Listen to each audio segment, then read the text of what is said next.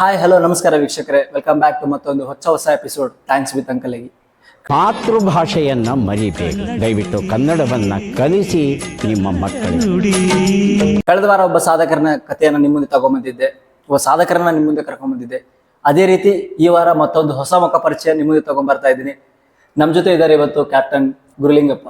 ಅಣ್ಣ, ಏನನ್ನ ಇದು ಕ್ಯಾಪ್ಟನ್ ಅನ್ನೋ ಒಂದು ಪದ ಎಲ್ಲಿಂದ ಹೆಂಗ್ ಲಿಂಕ್ ಆಗ್ತಿದೆ? ಕ್ಯಾಪ್ಟನ್ ಅನ್ನೋ ಪದ ಒಂದು ಸರ್ತಿ ನೀವು ಫ್ಲೈಯಿಂಗ್ ಸ್ಟಾರ್ಟ್ ಆದ್ಮೇಲೆ, ಸೊ 200 ಅವರ್ಸ್ CPL ಕಂಪ್ಲೀಟ್ ಆದ್ಮೇಲೆ, ಸೊ ನಿಮಗೆ ಕಮರ್ಷಿಯಲ್ ಪೈಲಟ್ ಲೈಸೆನ್ಸ್ ಅಂತ ಬರುತ್ತೆ. ಸೊ ಆ ಕಮರ್ಷಿಯಲ್ ಪೈಲಟ್ಗೋಸ್ಕರ so initial as a captain ಅಂತ ಅದರ ಬಿರುದು ಬರುತ್ತೆ. ಸಪೋಸ್ ನಾವು ಇವಾಗ ನೀವು MBBS ಕಂಪ್ಲೀಟ್ ಮಾಡಿದ್ರೆ MD ಕಂಪ್ಲೀಟ್ ಡಾಕ್ಟರ್ ಅಂತ ಬಿರುದು ಬರುತ್ತೆ. ಸೊ ಅದೇ ತರಾನೇ ಸೊ ಕ್ಯಾಪ್ಟನ್ ಅಂದ್ರೆ ಸೊ ಸಕ್ಸಸ್ಫುಲಿ 200 ಅವರ್ಸ್ ಕಂಪ್ಲೀಟ್ ಮಾಡಿಬಿಟ್ಟು ಸೊ ನೀವು CPL ಲೈಸೆನ್ಸ್ ತಗೊಂಡ್ಮೇಲೆ ಸೊ ಅದು ಕ್ಯಾಪ್ಟನ್ ಅಂತ ಕೊಡ್ತಾರೆ.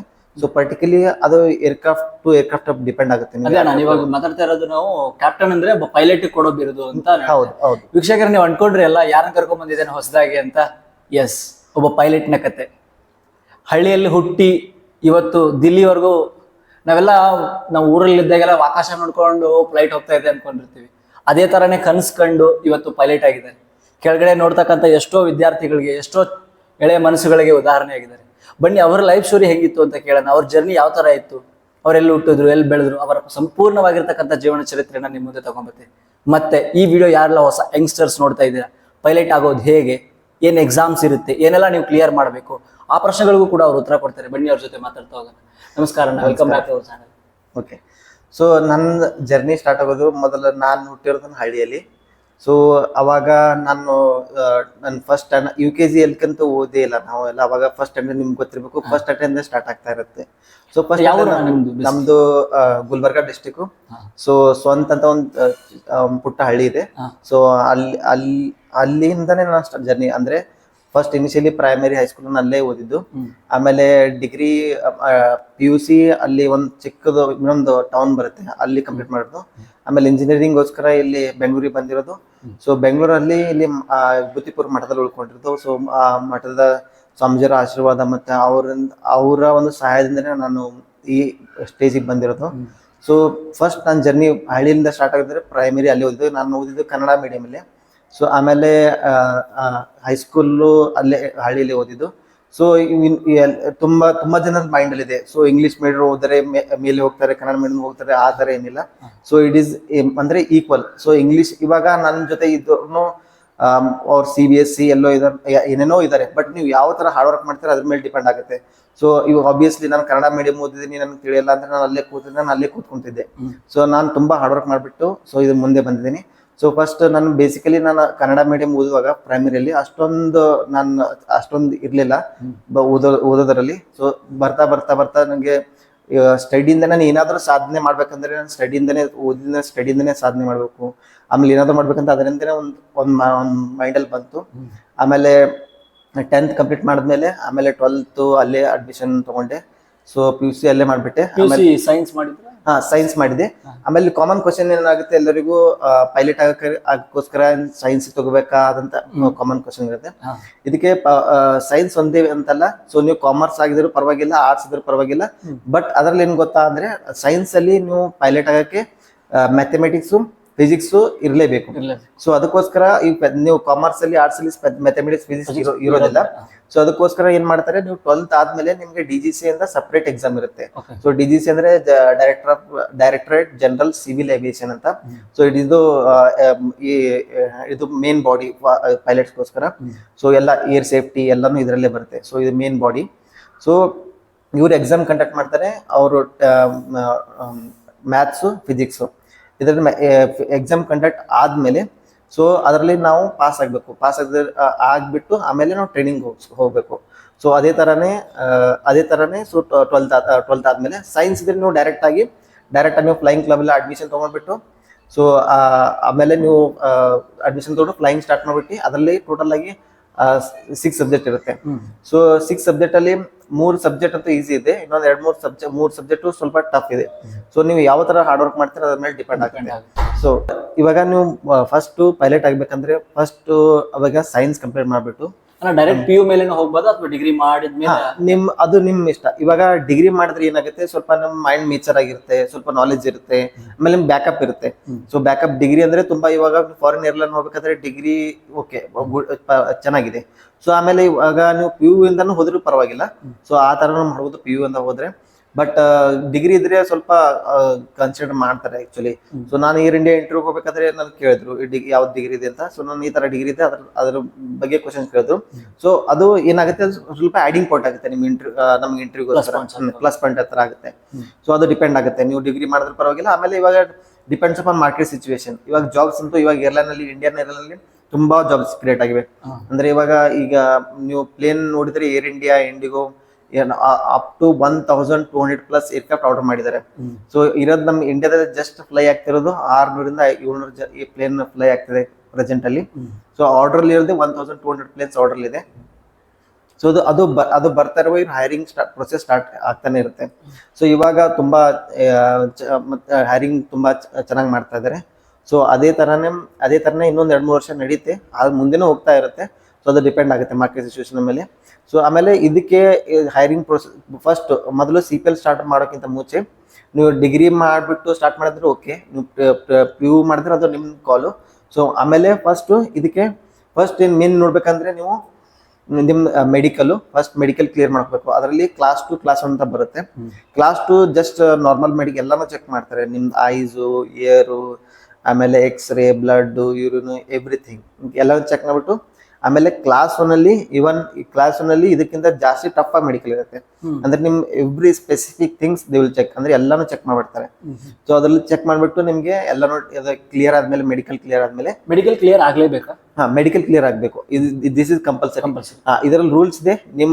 ನಮ್ ಮೆಡಿಕಲ್ ವ್ಯಾಲಿಡಿಟಿ ಇರ್ಲಿಲ್ಲ ಅಂದ್ರೆ ಮೆಡಿಕಲಿ ಅನ್ಫಿಟ್ ಇದ್ರೆ ಯಾವ ಲೈಸೆನ್ಸ್ ವ್ಯಾಲಿಡ್ ಇಲ್ಲ. ಇವನ್ ನಾವು ಎಷ್ಟು ಎಕ್ಸ್ಪೀರಿಯನ್ಸ್ ಇದ್ರೆ ವ್ಯಾಲಿಡ್ ಇಲ್ಲ. ಫಸ್ಟ್ ಮೆಡಿಕಲ್ ಈಸ್ ಮೇನ್, ಅದೇ ಇರಲೇಬೇಕು. ಆಮೇಲೆ ನೆಕ್ಸ್ಟ್ ಮೆಡಿಕಲ್ ಆದ್ಮೇಲೆ ಸೆಕೆಂಡ್ ತಗೋಬೇಕಂದ್ರೆ ಫಸ್ಟ್ ಸ್ಟಡಿ ಬಗ್ಗೆ. ನೀವು ಒಂದ್ಸರ್ತಿ ಕೈಗೆ ಎತ್ಕೊಂಡ್ಮೇಲೆ ಬಿಡಂಗಿಲ್ಲ. ಇದು ಆಕ್ಚುಲಿ ಒಂದ್ ಚೆನ್ನಾಗಿ ಸ್ಟಡಿ ಮಾಡ್ಬೇಕು. ಅದರಲ್ಲಿ ಯಾವ್ದು ಇವಾಗ ನಾವು ಅನ್ಕೋತೀವಿ ಸುಮ್ಮನೆ ನಾವು ಹೋಗ್ಬಿಟ್ಟು ಜಾಯ್ನ್ ಆಗ್ಬಿಟ್ರೆ ಫ್ಲೈಯಿಂಗ್ ಆಗ್ತಾ ಇರುತ್ತೆ, ನಾಲೆಜ್ ಸ್ಟಡಿ ಆಟೋಮೆಟಿಕ್ ಆಗುತ್ತೆ ಅಂತ. ಆ ತರ ಇಲ್ಲ. ಇದರಲ್ಲಿ ತುಂಬಾ ಕಂಪಲ್ಸರಿ. ಆಮೇಲೆ ಇದರಲ್ಲಿ ಯಾವ ತರ ಅಂದ್ರೆ, ಇವಾಗ ನಮ್ ಸ್ಕಿಲ್ಸ್ ಅದೆಲ್ಲ ಯಾವ ತರ ಸ್ಟಡಿ ಮಾಡಿದ್ರೆ ನಮ್ಗೆಲ್ಲ ಅರ್ಥ ಆಗುತ್ತೆ. ಆಮೇಲೆ ತುಂಬಾ ಇನ್ಸ್ಟ್ರೂಮೆಂಟ್ ಇರುತ್ತೆ, ನೀವು ನೋಡಿರ್ಬೇಕು. ನಿಮ್ಗೆ ಎಲ್ಲರಿಗೂ ವೀಕ್ಷಕರು ನೋಡಿದ್ಮೇಲೆ ಏನನ್ಸುತ್ತೆ, ಕಾಕ್ಪಿಟ್ ಫೋಟೋ ನೋಡಿದಾಗ ಇಷ್ಟೊಂದು ಬಟನ್ಸ್ ಇಲ್ಲ, ಯಾವ ಬಟನ್ ಯಾವ್ದಕ್ಕಿದೆ ಅಂತ ನಿಮ್ಗೆ ಒಂದ್ಸರಿ ಕನ್ಫ್ಯೂಷನ್ ಆಗುತ್ತೆ. ತುಂಬಾ ಜನ ಅಂತಾರೆ ನನಗೆ, ಇಷ್ಟೊಂದು ಬಟನ್ ಹೇಗ್ ಹ್ಯಾಂಡಲ್ ಮಾಡ್ತೀರಾ ನೀವು, ಇದೆಲ್ಲ ಹೇಗ್ ಮಾಡ್ತೀರಾ ಅಂತ ಅಂತಾರೆ. ಸೊ ಆ ತರ ಎವ್ರಿ ಬಟನ್ ಸಿಚುವೇಶನ್ ನಮ್ಗೆ ಗೊತ್ತಿರುತ್ತೆ. ಅದು ನೋಡಿದ ತಕ್ಷಣ ಏನಿದೆ ಅದ್ರ ಬಗ್ಗೆ, ಅದ್ರ ಡೀಪ್ಲಿ ಏನ್ ಸ್ಟಡಿ ಏನಿದೆ ಅದೆಲ್ಲ ನಾವು ನಾಲೆಜ್ ಇಂದಾನೆ ಬಂದಿರುತ್ತೆ ಆಕ್ಚುಲಿ. ಸೊ ಸ್ಟಡಿ ಅವಿಯೇಷನ್ ಅಂತೂ ತುಂಬಾ ಹಾರ್ಡ್ ವರ್ಕ್ ಸ್ಟಡಿ ಮಾಡ್ಬೇಕಾಗುತ್ತೆ. ಇವನ್ ಆಮೇಲೆ ಈ ಸ್ಟಡಿ ಆದ್ಮೇಲೆ ನೆಕ್ಸ್ಟ್ 3ನೇದಂದ್ರೆ ನಿಮ್ಮ ಫೈನಾನ್ಷಿಯಲ್ ಸಿಚುವೇಶನ್. ಪೈಲಟ್ ಆಗ್ಬೇಕಂದ್ರೆ ಇವಾಗಂತೂ ತುಂಬಾ ಫೀಸ್ ಇದೆ. ಸೊ ಫೀಸ್ ಅಂದ್ರೆ ಅಪ್ರಾಕ್ಸಿಮೇಟ್ ಇವಾಗ ಇಂಡಿಯಾದಲ್ಲಿ ಮಾಡ್ಬೇಕಂದ್ರೆ 40 ರಿಂದ 50 ಲಕ್ಷ ಖರ್ಚಾಗುತ್ತೆ ಫೀಸು. ಆಮೇಲೆ ನೀವು ಫಾರಿನ್ ಮಾಡ್ಬೇಕಂದ್ರೂ ಅಷ್ಟೇ ಖರ್ಚಾಗುತ್ತೆ. ಬಟ್ ಇಂಡಿಯಾದಲ್ಲಿ ಮಾಡೋದ್ರೆ ಬೆಸ್ಟ್. ಯಾಕಂದ್ರೆ ಇಂಡಿಯಾದಲ್ಲಿ ಮಾಡ್ಬಿಟ್ಟು ಇಲ್ಲೇ ತಗೊಂಡ್ಬಿಟ್ಟು ಇಲ್ಲೇ ಜಾಬ್ ಈಸಿ ಆಗ್ಬಿಡುತ್ತೆ. ಇವಾಗ ನೀವು ಫಾರಿನ್ ಅಲ್ಲಿ ಮಾಡ್ಬಿಟ್ರೆ ಹೇಗಂದ್ರೆ, ನೀವು ತುಂಬಾ ಜನ ಮೆಡಿಕಲಿ ಕಲಿಯೋಕೆ ಫಾರಿನ್ ಹೋಗ್ತಾರೆ. ಸೊ ಅವ್ರು ಬಂದ್ಬಿಟ್ಟು ಮತ್ತೆ ಇಂಡಿಯಾದಲ್ಲಿ ಎಲ್ಲ ಎಕ್ಸಾಮ್ ಕ್ಲಿಯರ್ ಮಾಡ್ಬೇಕು. ಇದನ್ನು ಅದೇ ತರನೇ ಅವ್ರು ಫಾರಿನ್ ಅಲ್ಲಿ ಹೋಗ್ಬಿಟ್ಟು CPL ಕಂಪ್ಲೀಟ್ ಮಾಡ್ಬಿಟ್ಟು ಇಂಡಿಯಾಗೆ ಬಂದ್ಬಿಟ್ಟು ಮತ್ತೆ ಅದೇ ತರ ಕನ್ವರ್ಜನ್ ಪ್ರೊಸೆಸ್ ಸ್ಟಾರ್ಟ್ ಮಾಡಬೇಕು. ಅದರಲ್ಲಿ 15-20 ಅವರ್ಸ್ ಫ್ಲೈ ಮಾಡ್ಬೇಕಾಗತ್ತೆ. ಅದರಲ್ಲೂ ಮತ್ತೆ 5 ರಿಂದ 10 ಲಕ್ಷ ಖರ್ಚಾಗುತ್ತೆ. ಸೊ ಮತ್ತೆ ತಿರ್ಗಾ 60 ಲಕ್ಷ ಆಗುತ್ತೆ. ಸೊ ಅದು ಸ್ವಲ್ಪ ಜಾಸ್ತಿ. ಅದು ಸ್ವಲ್ಪ ಇಂಡಿಯಾದಲ್ಲಿ ಮಾಡೋದೇ ಬೆಸ್ಟ್. ಸೊ ನಾನು ಅದೇ ಇಷ್ಟೆಲ್ಲ ಫೀಸ್ ಕೇಳಿದಾಗ ನಿಮ್ ಫೈನಾನ್ಷಿಯಲ್ ಸಿಚುವೇಶನ್ ಯಾವ ತರ ಇತ್ತು? ಅವಾಗ ಅದು ನನ್ಗೆ ಇನ್ನೂ ಜ್ಞಾಪಕ ಇದೆ. ಸೊ ಅವಾಗ ತುಂಬಾ ಟಫ್ ಇತ್ತು. ಬಟ್ ಏನೋ ಅವಾಗ ತುಂಬಾ ಟಫ್ ಇತ್ತು. ಸೊ ಅವಾಗ ನಾನು ಒಂದ್ 2 ಎಕರೆ ನಮ್ದು 3 ಎಕರೆ ಹೊಲ ತೋಟ ಎಲ್ಲ ಮಾರ್ಬಿಟ್ಟೆ.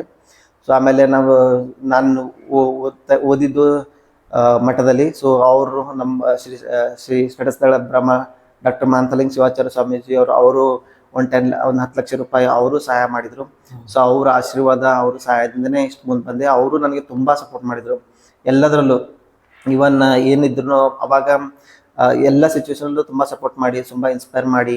ಸೊ ಈ ತರ ಸಪೋರ್ಟ್ ಮಾಡಿ ಅವರಿಂದ ಆಶೀರ್ವಾದ ಇಷ್ಟು ಇಲ್ಲಿ ಮೇಲ್ಗಡೆ ಬಂದಿದ್ದೀನಿ.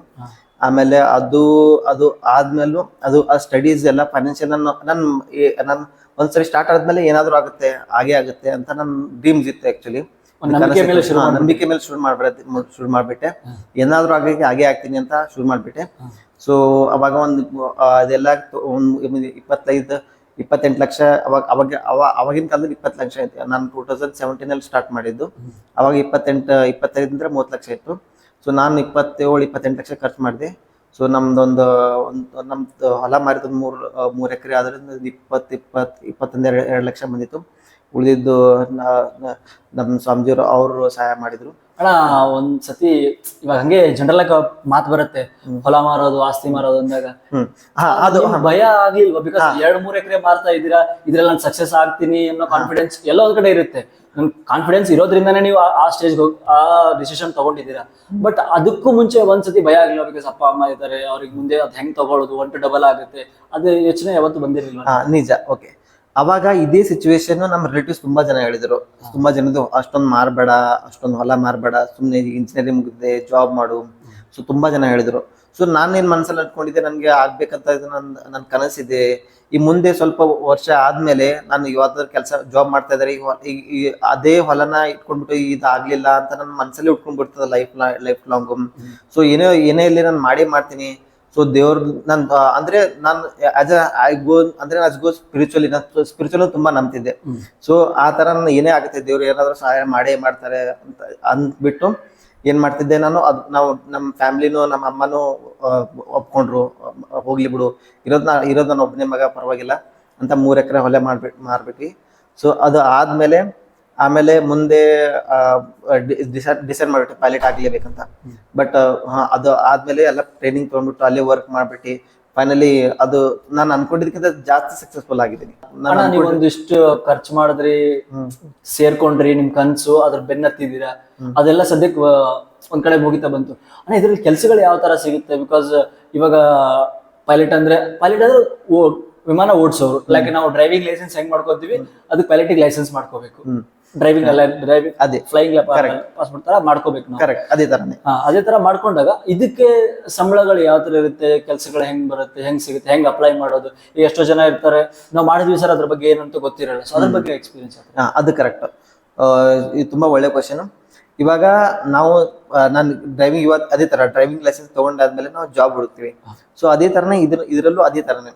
ಸೊ ಇವಾಗ ಒಂದ್ ಸರ್ತಿ ನೀವು CPL ಕಂಪ್ಲೀಟ್ ಮಾಡಿದ್ಮೇಲೆ, ಕಮರ್ಷಿಯಲ್ ಪೈಲಟ್ ಲೈಸೆನ್ಸ್ ಕಂಪ್ಲೀಟ್ ಮಾಡಿದ್ಮೇಲೆ, ಇದರಲ್ಲಿ ಜಾಬ್ ಅಂದ್ರೆ ತುಂಬಾ ಕಾಂಪಿಟೇಷನ್ ಇದೆ. ಆಬ್ವಿಯಸ್ಲಿ ಇವಾಗ ನೀವು ಏರ್ ಇಂಡಿಯಾ, ಇಂಡಿಗೋ ತುಂಬಾ ಹೈರಿಂಗ್ ಮಾಡ್ತಿದ್ದಾರೆ ಅವರು. ಸೊ ಅದು ಜಾಬ್ ಅಂದ್ರೆ ನೀವು ಒಂದ್ ಅವರೇಜ್ 1000 ರಲ್ಲಿ 50 ಜನ, 100 ಜನ, 1000 ರಲ್ಲಿ 1500 ಅಲ್ಲಿ 100-200 ಜನ, ಇಷ್ಟೇ ಇರೋದು. ಜಾಸ್ತಿ ಕಾಂಪಿಟೇಷನ್ ಇರಲ್ಲ ಅದ್ರಲ್ಲಿ ಆಕ್ಚುಲಿ. ಅಂದ್ರೆ ಯಾಕಂದ್ರೆ ನಮ್ಮ ಇಂಡಿಯಾದಲ್ಲಿ ಸ್ವಲ್ಪ ನಾವು ಅಂದ್ರೆ ತುಂಬಾ ನೋಡಿದ್ರೆ ನಾವು ಸ್ವಲ್ಪ ಕಡಿಮೆ ಮಾಡೋದು ಆಕ್ಚುಲಿ. ತುಂಬಾ ಜನ ಫೈನಾನ್ಷಿಯಲಿ ಅಷ್ಟೊಂದು ಫಿಟ್ ಇಲ್ಲ ಆಕ್ಚುಲಿ. ಸೊ ಅದು ಒಂದೇ ರೀಸನ್ ನಮ್ಮ ಇಂಡಿಯಾ ಇಷ್ಟೊಂದು ಬ್ಯಾಕ್ ಇದೆ. ಸೊ ಆ ತರ ಆಮೇಲೆ ಇದು ಮಾಡಿದಾದ್ಮೇಲೆ ಮತ್ತೆ ಏರ್ಲೈನ್ ಜಾಬ್ಗೆ ಸೊ ಒಂದ್ಸಲ ಲೈಸೆನ್ಸ್ ಬಂದ್ಮೇಲೆ ತುಂಬಾ ಹಾರ್ಡ್ ವರ್ಕ್ ಮಾಡ್ಬೇಕಾಗುತ್ತೆ. ತುಂಬಾ ಹಾರ್ಡ್ ವರ್ಕ್ ಅಂದ್ರೆ ಇನ್ನೂ ಜ್ಞಾಪಕ ಇದೆ, ನಾನು ಇಷ್ಟು ಹಾರ್ಡ್ ವರ್ಕ್ ಮಾಡಿದೆ ಅಂದ್ರೆ ನಾನು ಅವಾಗ ನೆನಪಿಸ್ಕೊತಾ ಇದ್ದೆ. ಇಷ್ಟು ಓದೋ ಬದಲು ನಾನು ಏರೋನಾಟಿಕಲ್ ಇಂಜಿನಿಯರಿಂಗ್ ಆದ್ಮೇಲೆ ಸುಮ್ಮನೆ UPSC ಇಲ್ಲಾಂದ್ರೆ ಯಾವ್ದಾದ್ರು ಎಕ್ಸಾಮ್ IAS ಎಕ್ಸಾಮ್ ಟ್ರೈ ಮಾಡಿದ್ರೆ ಕ್ರ್ಯಾಕ್ ಮಾಡ್ತಿದ್ದೆ ಅಂತ ಅನ್ಸುತ್ತೆ. ಸೊ ಅಷ್ಟು ಇದ್ದೇ ಇರುತ್ತೆ, ಆಬ್ವಿಯಸ್ಲಿ ಅಷ್ಟಿದ್ದೇ ಇರುತ್ತೆ. ಸೊ ಆ ತರ ಅಷ್ಟೊಂದು ಪ್ರೊಸೆಸ್ ಇದೆ actually. First airline hiring process ಅಲ್ಲಿ ಫಸ್ಟ್ ನಿಮ್ಗೆ ರಿಟರ್ನ್ ಎಕ್ಸಾಮ್ ಇರುತ್ತೆ. ರಿಟರ್ನ್ ಎಕ್ಸಾಮ್ ಅಂದ್ರೆ ಮಾಮೂಲಿ ನಿಮ್ ನಾಲೆಜ್ ಟೆಸ್ಟ್ ಮಾಡ್ತಾರೆ. ಅದರಲ್ಲಿ ಮ್ಯಾಕ್ಸಿಮಮ್ ಜನ 80% ಜನ ರಿಜೆಕ್ಟ್ ಆಗುತ್ತೆ ಅದರಲ್ಲಿ. ಸೊ ಆಮೇಲೆ ಸೆಕೆಂಡ್ ಅಂದ್ರೆ ನಿಮ್ಗೆ ಇದು ಕಂಪಾಸ್ ಆದ್ಮೇಲೆ ಅಡಾಪ್ಟೇಷನ್ ಇರುತ್ತೆ. ಕಂಪಾಸ್ ಟು ಅಡಾಪ್ಟೇಷನ್ ಅಂದ್ರೆ ನಿಮ್ ಬ್ರೈನ್, ಇವಾಗ ನೀವು how you are mentally fit ಅಂದ್ರೆ, ಸೊ ಅಂದ್ರೆ ನಿಮ್ಗೆ ಫಿಸಿಕಲಿ ಫಿಟ್, ಆಮೇಲೆ ಮೆಂಟಲಿ, ಫಿಸಿಕಲಿ ಅಂತೂ ಮೆಡಿಕಲ್ ಆಗಿರುತ್ತೆ. ಸೊ ಮೆಂಟಲಿ ನಿಮ್ಗೆ ಪ್ರಿಪೇರ್ ಮಾಡೋಕ್ಕೋಸ್ಕರ, ಟೆಸ್ಟ್ ಮಾಡೋಕ್ಕೋಸ್ಕರ ನಿಮ್ಗೆ ಸೈಕಾಲಜಿಕಲ್ ಕ್ವಶನ್ಸ್ ಅದರಲ್ಲಿ ಇರುತ್ತೆ. ಆಮೇಲೆ ಪ್ರಾಕ್ಟೀಸ್, ಸೊ ನಿಮ್ ಸ್ಕಿಲ್ಸ್ ಯಾವ್ದಿದೆ, ಫ್ಲೈಯಿಂಗ್ ಅಂದ್ರೆ ಕಂಪ್ಯೂಟರ್ ಫ್ಲೈಯಿಂಗ್ ತಗೋತಾರೆ, ಅದೇ ತರ ಇರುತ್ತೆ. ಆಮೇಲೆ ಮುಂದೆ ಅದು ಆದ್ಮೇಲೆ ಇನ್ನೂ ತುಂಬಾ ಅದ್ರಲ್ಲಿ ಪ್ರೊಸೆಸ್ ಇವೆ. ಸೊ ನಿಮ್ ಬಿಹೇವಿಯರ್ ಹೇಗಿರುತ್ತೆ ಅಂದ್ರೆ, ನಿಮ್ ಬಿಹೇವಿಯರ್ ಸಪೋಸ್ ಸ್ವಲ್ಪ ಅದ್ರಲ್ಲಿ ಕ್ವಶನ್ ಆಗ್ಬಿಡ್ತಾರೆ. ಸೊ ನೀವು ಇವಾಗ ಫ್ಲೈ ಮಾಡ್ತಾರೆ ಈ ಕ್ಯಾಪ್ಟನ್ ಜೊತೆ, ಏನೋ ಮಿಸ್ಅಂಡರ್ಸ್ಟ್ಯಾಂಡಿಂಗ್ ಬರುತ್ತೆ. ಸೊ ಆ ಸಿಚುವೇಶನ್ ಅಲ್ಲಿ ನೀವು ಹೇಗೆ ಹ್ಯಾಂಡಲ್ ಮಾಡ್ತೀರಾ, ಅದ್ರಲ್ಲಿ 4 ಆಪ್ಷನ್ ಕೊಟ್ಬಿಡ್ತಾರೆ. ಸೊ ಆತರ ನೀವು ಆ ಸಿಚುವೇಶನ್ ನಿಮ್ಗೆ ನಿಮ್ದು ಮೆಂಟಾಲಿಟಿ ಹೇಗಿದೆ ಅಂತ ಅವರು ಜಡ್ಜ್ ಮಾಡ್ತಾರೆ. ಸೊ ಅದ್ರ ಪ್ರಕಾರ ಸೊ ಅದು ಸ್ಕಿಲ್, ಅದು ಅಡಾಪ್ಟ್ ಟೆಸ್ಟ್, ಕಂಪಾಸ್ ಟೆಸ್ಟ್, ಆಮೇಲೆ ಅದು ನಿಮ್ ಸೈಕೋಮೆಟ್ರಿಕ್ ಅಂತ ಬಂದೇ ಬರುತ್ತೆ. ಇವನ್ ಸೈಕೋಮೆಟ್ರಿಕ್ಸ್ ತುಂಬಾ ಫೀಲ್ಡ್ ಅಲ್ಲಿ ಇದೆ.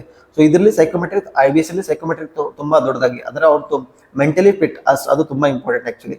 ಸೊ ಆಮೇಲೆ ಇದು ಆಮೇಲೆ ನಮಗೆ ಸ್ವಲ್ಪ ಏರ್ಲೈನ್ ಗ್ರೂಪ್ ಡಿಸ್ಕಷನ್ ಅಂತ ಕಂಡಕ್ಟ್ ಮಾಡ್ತಾರೆ. ಅದನ್ನ ಹೇಳ್ಬೇಕಾಗಿಲ್ಲ. ಸೊ ಅದು ಕಾಮನ್ GD ಅಂದ್ರೆ ಗ್ರೂಪ್ ಡಿಸ್ಕಷನ್. ಆಮೇಲೆ ಇಂಟರ್ವ್ಯೂ ಅಂದ್ರೆ ತುಂಬಾ ಟಫ್ ಇರುತ್ತೆ. ಇಲ್ಲಿ ಮೇನ್ ಟಫ್ ಅಂದ್ರೆ ಇಂಟರ್ವ್ಯೂ ತುಂಬಾ ಟಫ್. ಇಂಟರ್ವ್ಯೂ ತುಂಬಾ ಕ್ವಶನ್ಸ್ ಕೇಳ್ತಾರೆ. 3 ಜನ ಇರ್ತಾರೆ ಒಂದ್ ಏರ್ಲೈನ್ 5 ಜನ ಇರ್ತಾರೆ. ಸೊ ಅವ್ರು ಆಲ್ಮೋಸ್ಟ್ ನಿಮ್ಗೆ ಹಾಫ್ ಅವರ್ 1 ಅವರ್ ಇಂಟರ್ವ್ಯೂ ತಗೊಳ್ಬಹುದು. ಸೊ ಅವ್ರು ಏನೆಲ್ಲ ಪ್ರಶ್ನೆಗಳು ಕೇಳ್ಬೋದು? ಅದು ಪ್ರಶ್ನೆ ಸ್ಟಾರ್ಟ್ ಮಾಡೋದು ನಿಮ್ ಬಗ್ಗೆ ಕೇಳ್ಬೋದು. ಸೆಲ್ಫ್ ಇಂಟ್ರೊಡಕ್ಷನ್ ಅದು ಎಲ್ಲಾ ಕಂಪ್ನಿ ಇದಿರುತ್ತೆ. ಸೊ ಅದ್ರ ಬಗ್ಗೆ ಕೇಳ್ತಾರೆ. ಆಮೇಲೆ ನಿಮ್ಗೆ ಸೈಕೋಮೆಟ್ರಿಕ್, ನೀವು ಏನ್ ಓದಿದಿರ, ಏನ್ ಆನ್ಸರ್ ಮಾಡಿದಾರೆ ಅದ್ರ ಬಗ್ಗೆ ಕೇಳ್ತಾರೆ. ಆಮೇಲೆ ನೆಕ್ಸ್ಟ್ ನಿಮ್ ನಾಲೆಜ್ ಸ್ಕಿಲ್ಸ್, ಇದು ತುಂಬಾ ಇಂಪಾರ್ಟೆಂಟ್. ಅವರು ಇದ್ರ ಬಗ್ಗೆ ನಾಲೆಜ್ ಸ್ಕಿಲ್ಸ್, ನೀವು ಹೇಗೆ ಓದಿದಿರಾ, ನೀವು ಅದ್ರ ನಾಲೆಜ್ ನ ಟೆಸ್ಟ್ ಮಾಡ್ತಾರೆ ಇಲ್ಲಿ ಆಕ್ಚುಲ್ ಆಗಿ. ನೀವು ಹೇಳ್ತೀರಾ ಹೇಗೆ, ನೀವು ಹೇಗೆ ಮಾತಾಡ್ತೀರಾ, ಹೇಗೆ ನಾಲೆಜ್ ಅಂತ. ಆಬ್ವಿಯಸ್ಲಿ ಅವ್ರು ಚೆನ್ನಾಗಿ ಓದಿದ್ರೆ ಆಬ್ವಿಯಸ್ಲಿ ಅವ್ರು ಡೈರೆಕ್ಟ್ ಇಂಟರ್ವ್ಯೂ ಆನ್ಸರ್ ಮಾಡ್ಬಿಡ್ತಾರೆ. ಸೊ ಅದೇ ತರ ನಾಲೆಜ್ ಸ್ಕಿಲ್ಸ್ ತುಂಬಾ ಇಂಪಾರ್ಟೆಂಟ್ ಇದರಲ್ಲಿ. ಸೊ ಅದು ಒಂದು. ಆಮೇಲೆ ಅದಾದ್ಮೇಲೆ ಡೈರೆಕ್ಟ್ ಆಗಿ ಸೆಲೆಕ್ಟ್ ಮಾಡ್ಬಿಡ್ತಾರೆ. ಸೊ ಸೆಲೆಕ್ಷನ್ ಪ್ರೊಸೆಸ್ ಇರುತ್ತೆ. ಇದಕ್ಕೆ ಇವಾಗ ಕಲಿಯೋಕೆ ಅಷ್ಟು ಖರ್ಚು ಮಾಡ್ತೀವಿ, ಇದರಲ್ಲಿ ಸ್ಯಾಲರೀಸ್ ಯಾವ ತರ ಇರುತ್ತೆ? ಓಕೆ, ಇನ್ನೊಂದು ಹೇಳೋದು ಮರ್ತ್ಬಿಟ್ಟೆ ನಾನು. ಸೊ ನೀವು CPL ಕಂಪ್ಲೀಟ್ ಆದ್ಮೇಲೆ ಸೊ ಇನ್ನೊಂದು ಟೈಪ್ ರೈಟಿಂಗ್ ಟ್ರೈನಿಂಗ್ ಅಂತ ಬರುತ್ತೆ. ಸೊ ಮೋಸ್ಟ್ ಆಫ್ ಏರ್ಲೈನ್ ಅಂದ್ರೆ ಅದಕ್ಕೆ 15-20 ಲಕ್ಷ ಖರ್ಚಾಗುತ್ತೆ. ಸೊ ಅದನ್ನ ಒಂದೊಂದು ಏರ್ಲೈನ್ ಎಕ್ಸ್ಪೀರಿಯನ್ಸ್ ಆಗಿದ್ರೆ ನೀವು ಅದು ಸ್ಪಾನ್ಸರ್ ಮಾಡುತ್ತೆ. ಒಂದು ಏರ್ಲೈನ್ ಎಕ್ಸ್ಪೀರಿಯನ್ಸ್ ಇಲ್ಲ, ಜಸ್ಟ್ CPL ಇದ್ಮೇಲೆ ಹೋಗ್ತಾ ಇದ್ರೆ ಅದ್ರ ಮೇಲೆ ನಾವು 15-20 ಲಕ್ಷ ನಾವು ಖರ್ಚು ಮಾಡಿ ನಾವು ಜಾಯ್ನ್ ಆಗ್ಬೇಕು. ಅದು ಟ್ರೈನಿಂಗ್ ಕಾಸ್ಟ್. ಅದು ನಮ್ಮ ಟೈಪ್ ರೈಟಿಂಗ್ ಟ್ರೈನಿಂಗ್ ಅಂತ. ಆ ಟೈಪ್ ರೈಟಿಂಗ್ ಅಂದ್ರೆ ಪರ್ಟಿಕ್ಯುಲರ್ ಪ್ಲೇನ್ ಇರುತ್ತೆ, ಪರ್ಟಿಕ್ಯುಲರ್ ರೇಟಿಂಗ್ ಮಾಡ್ಬೇಕು ನಾವು. ಸೊ ಅದೇ ತರನೇ ಇವಾಗ ಇಂಡಿಗೋದು ಏರ್ಬಸ್ ಇದೆ, ಏರ್ ಇಂಡಿಯಾದ ತರ ಬೋಯಿಂಗ್ ಇದೆ, ಏರ್ಬಸ್ ಇದೆ, ಎಲ್ಲ ಟೈಪ್ಸ್ ಇವೆ, ಬೇರೆ ಬೇರೆ ಟೈಪ್ಸ್ ಇವೆ. ಸೊ ಅದೇ ತರ ಇವಾಗ ನಾವು ಈ ಟ್ರಕ್ ಓಡಿಸ್ಬೇಕಾದ್ರೆ ಪರ್ಟಿಕ್ಯುಲರ್ ಟ್ರಕ್ ಓಡಿಸ್ ಮೇಲೆ ಆಮೇಲೆ ನೀವು ಬೆಂಚ್ ಕಾರ್ ಶಿಫ್ಟ್ ಆದ್ಮೇಲೆ ಅದು ಫೀಲ್ಡ್ ಡಿಫ್ರೆಂಟ್ ಬರುತ್ತಲ್ವಾ.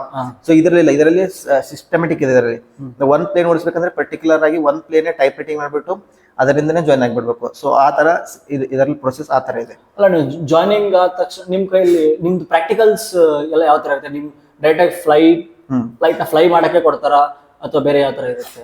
ಅದ್ರಲ್ಲಿ ಇವಾಗ ಪ್ರಾಕ್ಟಿಕಲ್ ಅಂದ್ರೆ ಡೈರೆಕ್ಟ್ ಆಗಿ ಯಾವ ಕಂಪನಿನೂ ಕೊಡಲ್ಲ. ಇವಾಗ ಒಂದ್ಸತಿ ಹೈರ್ ಮಾಡಿದ್ಮೇಲೆ, ಕಂಪನಿ ಹೈರ್ ಮಾಡಿದ್ಮೇಲೆ ಸೊ ನಿಮ್ಗೆ ಇವಾಗ ನಾನು ಏರ್ ಇಂಡಿಯಾನ ಇವಾಗ ನಾನು ಜಾಯ್ನ್ ಆಗ್ತಾ ಇರೋದು ಏರ್ ಇಂಡಿಯಾ.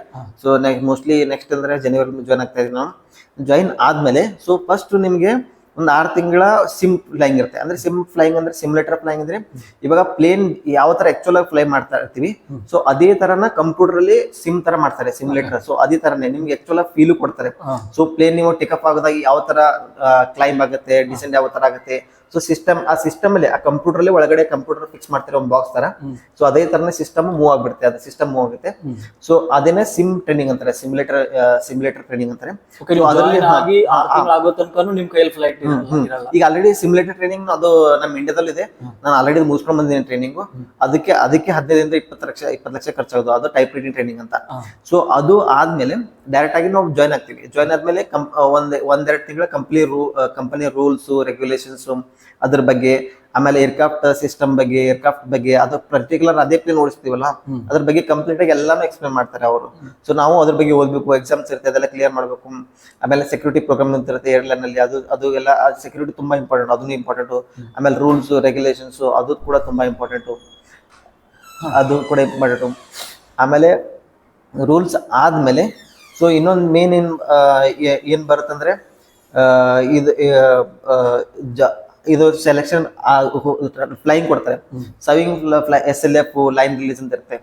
ಸೊ ಇವಾಗ ನಮ್ಗೆ ಸ್ಲೋ ಆಗಿ ಅಂದ್ರೆ ಯಾವ ತರ ಅಂದ್ರೆ ಇವಾಗ ಸೊ ನಾವು ಖಾಲಿ ಪ್ಲೇನ್ ನ 6 ಲ್ಯಾಂಡಿಂಗ್ ಮಾಡ್ಬೇಕು. ಅದು ಆಕ್ಚುಲಿ 6 ಲ್ಯಾಂಡಿಂಗ್ ನಮ್ ಜೊತೆ ಕ್ಯಾಪ್ಟನ್ ಇರ್ತಾರೆ. 6 ಲ್ಯಾಂಡಿಂಗ್ ಅಂದ್ರೆ ಎಂಟಿ ಇರುತ್ತೆ ಪ್ಲೇನು. ಅದೇ 6 ಲ್ಯಾಂಡಿಂಗ್ ಮಾಡಿಸ್ಬಿಟ್ಟು ಒಂದು 2 ಅವರ್ಸ್ 1.5 ಅವರ್ಸ್ ಫ್ಲೈಯಿಂಗ್ ಇರುತ್ತೆ. ಅದು ಮುಗ್ದಾದ್ಮೇಲೆ ನಮಗೆ ಕಂಪ್ನಿ ರೂಲ್ಸ್ ಇದೆ. ಸೊ ಅದು 30 ಸೆಕ್ಟರ್ 100 ಅವರ್ಸ್ ಅಂತ ಇರುತ್ತೆ. ಸೊ 30 ಸೆಕ್ಟರ್ಸ್ ನಾವು ಫ್ಲೈ ಮಾಡಿದ್ಮೇಲೆ 100 ಅವರ್ಸ್ ಅದು ಆದ್ರೆ ಅದು ಓಕೆ. 100 ಅವರ್ಸ್ ಫ್ಲೈ ಆದ್ರೆ ಬ್ಯಾಕ್ ಸೀಟ್ ಆಗಿ ಡೈರೆಕ್ಟ್ ಆಗಿ ಕೊಡಲ್ಲ. ಸೊ ಒಬ್ಬರು ಪೈಲಟ್ ಫ್ರಂಟ್ ಅಲ್ಲಿ ಫ್ಲೈ ಮಾಡ್ತಾ ಇರ್ತಾರೆ. ಬ್ಯಾಕ್ ಜಂಪ್ ಸೀಟ್ ಅಂತಾರೆ. ಸೊ 2 ಜಂಪ್ ಸೀಟ್ ಇರುತ್ತೆ. ಆ ಜಂಪ್ ಸೀಟ್ ಅಲ್ಲಿ ನಾವು ಫ್ಲೈ ಮಾಡ್ಬೇಕು 100 ಅವರ್ಸ್. ಅದು ಆದ್ಮೇಲೆ ನಮಗೆ ಚೆಕ್ ಇರುತ್ತೆ ಲಾಸ್ಟ್ ಅಲ್ಲಿ. ಸೊ ಅವಾಗ 6 ಮಂತ್ಸ್ ಆದ್ಮೇಲೆ ಡಿಪೆಂಡ್ ಇರುತ್ತೆ ಏರ್ಲೈನ್ ಟು ಏರ್ಲೈನ್. ಸೊ ಆ ಚೆಕ್ ನ ನಾವು ಲೆಫ್ಟ್ ಅಲ್ಲಿ ಕ್ಯಾಪ್ಟನ್ ಜೊತೆ ಕೊಡ್ಬೇಕು. ಅವ್ರ ಲೈನ್ ಟ್ರೈನಿಂಗ್ ಡೆಸಿಗ್ನೇಟೆಡ್ ಎಕ್ಸಾಮ್ ಇರ್ತಾರೆ. ಸೊ ಅವ್ರ ಜೊತೆ ಅವ್ರು ಚೆಕ್ ಮಾಡ್ತಾರೆ ನಮ್ಗೆ. ಅದ್ರ ಜೊತೆ ನಾವು ಪ್ಯಾಸೆಂಜರ್ ಇರ್ತಾರೆ. ಸೊ ನಾವು ಯಾವ ತರ ಸ್ಟಾರ್ಟ್ಅಪ್ ಇಂದ ಟ್ಯಾಕ್ಸಿ, ಆಮೇಲೆ ಟೇಕ್ ಆಫ್, ಆಮೇಲೆ ಕ್ಲೈಂಬು, ಕ್ರೂಸು, ನಾವು ATC ಕಾಲ್ಸು, ಕಮ್ಯುನಿಕೇಶನ್ ಹೇಗೆ ಮಾಡ್ತೀವಿ, ಡಿಸಿಷನ್ ಹೇಗೆ ತಗೋತೀವಿ, ಅದೆಲ್ಲ ಚೆಕ್ ಮಾಡ್ಬಿಟ್ಟು ನಮಗೆ ಲೈನ್ ರಿಲೀಸ್ ಮಾಡ್ತಾನೆ. ಆ ಲೈನ್ ರಿಲೀಸ್ ಆದ್ಮೇಲೆ ನಮಗೆ ನಾವು ಆಕ್ಚುಲ್ ಆಗಿ ಕಂಪನಿಯಿಂದ ಕೋಪೈಲಟ್. ಸೊ ಕೋಪೈಲಟ್ ಆದ್ಮೇಲೆ ನಾವು ಅದು ಡಿಪೆಂಡ್ ಆಗುತ್ತೆ. ಒಂದು ಕಂಪನಿ 1000 ಅವರ್ಸ್ ಮಾಡಿದ್ಮೇಲೆ 2000 ಅವರ್ಸ್, 1000, 3000 ಅವರ್ಸ್ ಆದ್ಮೇಲೆ ಕ್ಯಾಪ್ಟನ್ಶಿಪ್ ಕೊಡ್ತಾರೆ, ಸೀನಿಯರ್ ಫಸ್ಟ್ ಆಫೀಸರ್ ಕೊಡ್ತಾರೆ. ಸೊ ಅದಾದ್ಮೇಲೆ ಕ್ಯಾಪ್ಟನ್ಶಿಪ್ ಕೊಡ್ತಾರೆ. ಸೊ ಅದೇ ತರ. ಆಮೇಲೆ ನೀವು ಕೇಳಿದ್ರಿ ಸ್ಯಾಲರಿ ಸ್ಟ್ರಕ್ಚರ್ ಹೇಗೆ, ಇದು ತುಂಬಾ ಯಾಕಂದ್ರೆ ಇಷ್ಟು 45 ಲಕ್ಷ ಖರ್ಚು ಮಾಡಿ ಕಲಿತಿದೀವಿ ಅಂದ್ರೆ ಸಂಬಳ ಅದಕ್ಕೆ ಎಷ್ಟು ಎಕ್ಸ್ಪೆಕ್ಟ್ ಮಾಡ್ಬೋದು? ಅದು ನಿಜ. ಸಂಬಳ ಅಂದ್ರೆ ಇವಾಗ ಸ್ಟಾರ್ಟಿಂಗ್ ಅಲ್ಲಿ ನಿಮ್ಗೆ ಇವಾಗ ಟ್ರೈನಿಂಗ್ ಪೀರಿಯಡ್ ಅಂದ್ರೆ ಸ್ಟೈಪೆಂಡ್ ಅಂತ ಸುಮ್ಮನೆ ಖರ್ಚಿಗಂತ ಅದು ಡಿಪೆಂಡ್ ಇದೆ. ಇವಾಗ ಏರ್ ಇಂಡಿಯಾ 50,000 ಕೊಡುತ್ತೆ. ಆಮೇಲೆ ಬೇರೆ ಏರ್ಲೈನು ಒಂದು ಅವ್ರಿಗೆ ಡಿಪೆಂಡ್ ಆಗುತ್ತೆ. ಹೈಯೆಸ್ಟ್ ಪೇ ಮಾಡೋದು ಯಾವ ಕಂಪನಿ? ಅದು ಅದಾದ್ಮೇಲೆ 6 ತಿಂಗಳಾದ್ಮೇಲೆ ಆಮೇಲೆ ನಾವು ಕೋಪೈಲಟ್ ಅಂತ ಲೈನ್ ರಿಲೀಸ್ ಆಗ್ತೀವಲ್ಲ, ಒಂದು 6 ತಿಂಗಳಾದ್ಮೇಲೆ ಅವಾಗ 2.5 ಲಕ್ಷದಿಂದ ಸ್ಟಾರ್ಟ್ ಆಗುತ್ತೆ. 2.5 ಲಕ್ಷದಿಂದ ಸ್ಟಾರ್ಟ್ ಆಗುತ್ತೆ. 2.5 ಲಕ್ಷ ಆದ್ಮೇಲೆ ಏರ್ ಇಂಡಿಯಾದ ಆಮೇಲೆ ಮತ್ತೆ 1 ವರ್ಷ ಹೋದ್ಮೇಲೆ ಮತ್ತೆ ಅಂದ್ರೆ ಎಕ್ಸ್ಪೋನೆನ್ಷಿಯಲಿ ರೈಸ್ ಆಗಿಬಿಡುತ್ತೆ. ಇವಾಗ ಇಲ್ಲಿ ಬೇರೆ ಆಫೀಸ್ ಅದಾರೆ, ಅದ್ರ 3-4 ವರ್ಷ 5 ವರ್ಷ ಸರ್ವಿಸ್ ಮಾಡಿದ್ರೆ ಯಾವ ತರ ಇರುತ್ತೆ, ಇದ್ರಲ್ಲಿ ಆತರ ಇದರಲ್ಲಿ ಪೊಸಿಷನ್ ಟು ಪೊಸಿಷನ್. ಅಂದ್ರೆ ಇವಾಗ ನಾವು 1 ವರ್ಷ ಮಾಡಿದಾದ್ಮೇಲೆ 2 ವರ್ಷ ಸೀನಿಯರ್ ಫಸ್ಟ್ ಆಫೀಸರ್ ಆಗ್ತೀವಿ. ಸೀನಿಯರ್ ಫಸ್ಟ್ ಆಫೀಸರ್ ಆದ್ಮೇಲೆ 1 ಲಕ್ಷ 2 ಲಕ್ಷ ಜಾಸ್ತಿ ಆಗುತ್ತೆ. ಆಮೇಲೆ ನಿಮ್ಗೆ ನಾವು 1500 ಅವರ್ಸ್ ಆಗಿ ATPL ಅಂತ ಲೈಸೆನ್ಸ್ ಬರುತ್ತೆ. ಸೊ ಅದು CPL ಲೈಸೆನ್ಸ್ ಗಿಂತ ಹೈಯರ್ ಕ್ಯಾಟಗರಿ ಲೈಸೆನ್ಸ್. ಅದು ಅದೇ ಮೇನ್ ಲೈಸೆನ್ಸ್ ಕ್ಯಾಪ್ಟನ್ ಆಗಬೇಕಂದ್ರೆ. ಸೊ ಅದು ಏರ್ಲೈನ್ ಟ್ರಾನ್ಸ್ಪೋರ್ಟ್ ಪೈಲಟ್ ಲೈಸೆನ್ಸ್ ಅಂತ. ಸೊ ಅದನ್ನ ಮಾಡಿದ ಆದ್ಮೇಲೆ 1500 ಅವರ್ಸ್ ಕಂಪ್ಲೀಟ್ ಮಾಡಿದ ಆದ್ಮೇಲೆ ಸೊ ಅವಾಗ ನಾವು ಕ್ಯಾಪ್ಟನ್ ಸೀಟಿಗೆ ರೈಟ್ ಇಂದ ಲೆಫ್ಟ್ ಸೀಟಿಗೆ ಶಿಫ್ಟ್ ಆಗ್ತೀವಿ. ಸೊ ಅದನ್ನು ಟ್ರೈನಿಂಗ್ ಎಲ್ಲ ಇದು ಮಾಡ್ಬಿಡ್ತಾರೆ ಅವರು, ಟ್ರೈನಿಂಗ್ ಕಂಪನಿನೇ ಮಾಡ್ಬಿಡುತ್ತೆ. ಸೊ ಅವಾಗ ಏರ್ಲೈನ್ ಕ್ಯಾಪ್ಟನ್ ಇಂಡಿಯಾದಲ್ಲಿ ಸ್ಯಾಲರಿ ಇವಾಗ 6 ರಿಂದ 10 ಲಕ್ಷವರೆಗೂ ಇದೆ. ಅದು 6 ರಿಂದ 10 ಲಕ್ಷ 10 ಲಕ್ಷ ಇದೆ. ಸೊ 6 ರಿಂದ 10 ಲಕ್ಷ. ಸೊ ಅಷ್ಟು ಸ್ಯಾಲರಿ ಇದೆ. ಆಮೇಲೆ ಲೈಫ್ ಸ್ಟೈಲ್ ಒಂದು ತುಂಬಾ ಚೆನ್ನಾಗಿದೆ. ಲೈಫ್ ಸ್ಟೈಲ್ ಅಂದ್ರೆ ಇವಾಗ ನೆಕ್ಸ್ಟ್ ಪ್ರಶ್ನೆ ಅದೇ ಆಗಿತ್ತು, ನಿಮ್ಮ ಲೈಫ್ ಸ್ಟೈಲ್ ಯಾವ ತರ ಇರುತ್ತೆ? ಓಕೆ. ಸೊ ಲೈಫ್ ಸ್ಟೈಲ್ ಅಂದ್ರೆ ಇವಾಗ ನಾನು ವರ್ಕ್ ಮಾಡ್ತಾರೆ ಪ್ರೆಸೆಂಟ್ ಕಂಪನಿ. ನಾನು ವರ್ಕ್ ಮಾಡ್ತಾರೆ ಆಸ್ ಇನ್ಸ್ಟ್ರಕ್ಟರ್ ಆಗಿ ವರ್ಕ್ ಮಾಡ್ತೇನೆ. ಇನ್ಸ್ಟ್ರಕ್ಟರ್ ಅಂದ್ರೆ ಟ್ರೈನರ್ ಆಗಿ ವರ್ಕ್ ಮಾಡ್ತಾ ಇದ್ದೀನಿ. ಸೊ ಟ್ರೈನರ್ ಆಗಿ ಆಮೇಲೆ ನಾನು ಆಸ್ ಪ್ರೈವೇಟ್ ಪ್ಲೇನ್ ಓಡಿಸ್ತೀನಿ, ಅಂದ್ರೆ ಚಾರ್ಟರ್ ತರ ಆಕ್ಚುಲಿ. ಸೊ ಅವ್ರ ಪ್ರೈವೇಟ್ ಅಲ್ಲಿ ಇದೆ. ಸೊ ನಾನು ಅವ್ರ ಚಾರ್ಟರ್ ತರ ಫ್ಲೈ ಮಾಡ್ತೀನಿ. ಅದು 15 ಮೆಂಬರ್ಸ್ ಇದಾರೆ. ಸೊ ಅವ್ರ 15 ಮೆಂಬರ್ಸ್ ಎಲ್ಲಾನು ದುಡ್ಡು ಅರೇಂಜ್ ಮಾಡ್ಬಿಟ್ಟು ಒಂದು ಪ್ಲೇನ್ ನೋಡಿದ್ರೆ ಅದನ್ನು ಫ್ಲೈ ಮಾಡ್ತೀನಿ. ಆಮೇಲೆ ಟ್ರೈನರ್ ಆಗಿ ವರ್ಕ್ ಮಾಡ್ತೀನಿ. ಸೊ ಟ್ರೈನರ್ ಅಂದ್ರೆ ನಾನು ಇನ್ಸ್ಟ್ರಕ್ಷನ್ ನಾನು ಸ್ಟೂಡೆಂಟಿಗೆ ಟೀಚ್ ಮಾಡ್ತೀನಿ ಆಕ್ಚುಲಿ. ಸೊ ಆಮೇಲೆ ಟ್ರೈನರ್, ಆಮೇಲೆ ಈ ಸ್ಟಾರ್ಟರ್ ಅಂದ್ರೆ ಸೊ ನಾನು ಬೇರೆ ಕಡೆ ಹೋಗ್ತೀನಿ ಫ್ಲೈಟ್ ತಗೊಂಡು. ಈ ಫ್ಲೈಟ್ ತಗೊಂಡು ಲೈಫ್ ಸ್ಟೈಲ್ ಅಂದ್ರೆ ನಾನು ತುಂಬಾ ಇದರಲ್ಲಿ ಚಾರ್ಟರ್ ತುಂಬಾ ಎಂಜಾಯ್ಮೆಂಟ್ ಮಾಡಿದ್ದೀನಿ. ನಾನು ಹೋಗಿದ್ದು ಈ ಪ್ಲೇನ್ ತಗೊಂಡು ಹೋಗಿದ್ದು ನಾನು ದೇಹರಾದೂನ್, ಆಮೇಲೆ ಪಾಟ್ನಾ, ತುಂಬಾ ಸೆಟ್ ನಾರ್ತ್ ಈಸ್ಟ್, ವೆಸ್ಟ್, ಆಮೇಲೆ ಸೌತ್, ಮಧುರೈ, ಆಮೇಲೆ ಎಲ್ಲಾ ಕಡೆನೂ ಓಡಾಡಿದ್ದೀನಿ. ಸೊ ಅದು ತುಂಬಾ ಅಂದ್ರೆ ನಾನಂತೂ ಮೋಸ್ಟ್ಲಿ ನಾನು ತುಂಬಾ ಅವರ್ಸ್ 200-300 ಅವರ್ಸ್ ಅಂತೂ ಕಾಕ್ಪಿಟಲ್ ಅಲೋನ್ ಫ್ಲೈಂಗ್, ಸಿಂಗಲ್ ಆಪರೇಟಿಂಗ್ ಕ್ರೂ ಆಕ್ಚುಲಿ. ಸೊ ಇದು 4 ಸೀಟರ್ ಅಷ್ಟೇ. ಸೊ ಸಿಂಗಲ್ ಕ್ರೂ ಆಪರೇಟಿಂಗ್ ಅಷ್ಟೇ. ಸೊ ತುಂಬಾ ಒಬ್ಬನೇ ಫ್ಲೈ ಮಾಡ್ತಾ ಇದ್ದೆ.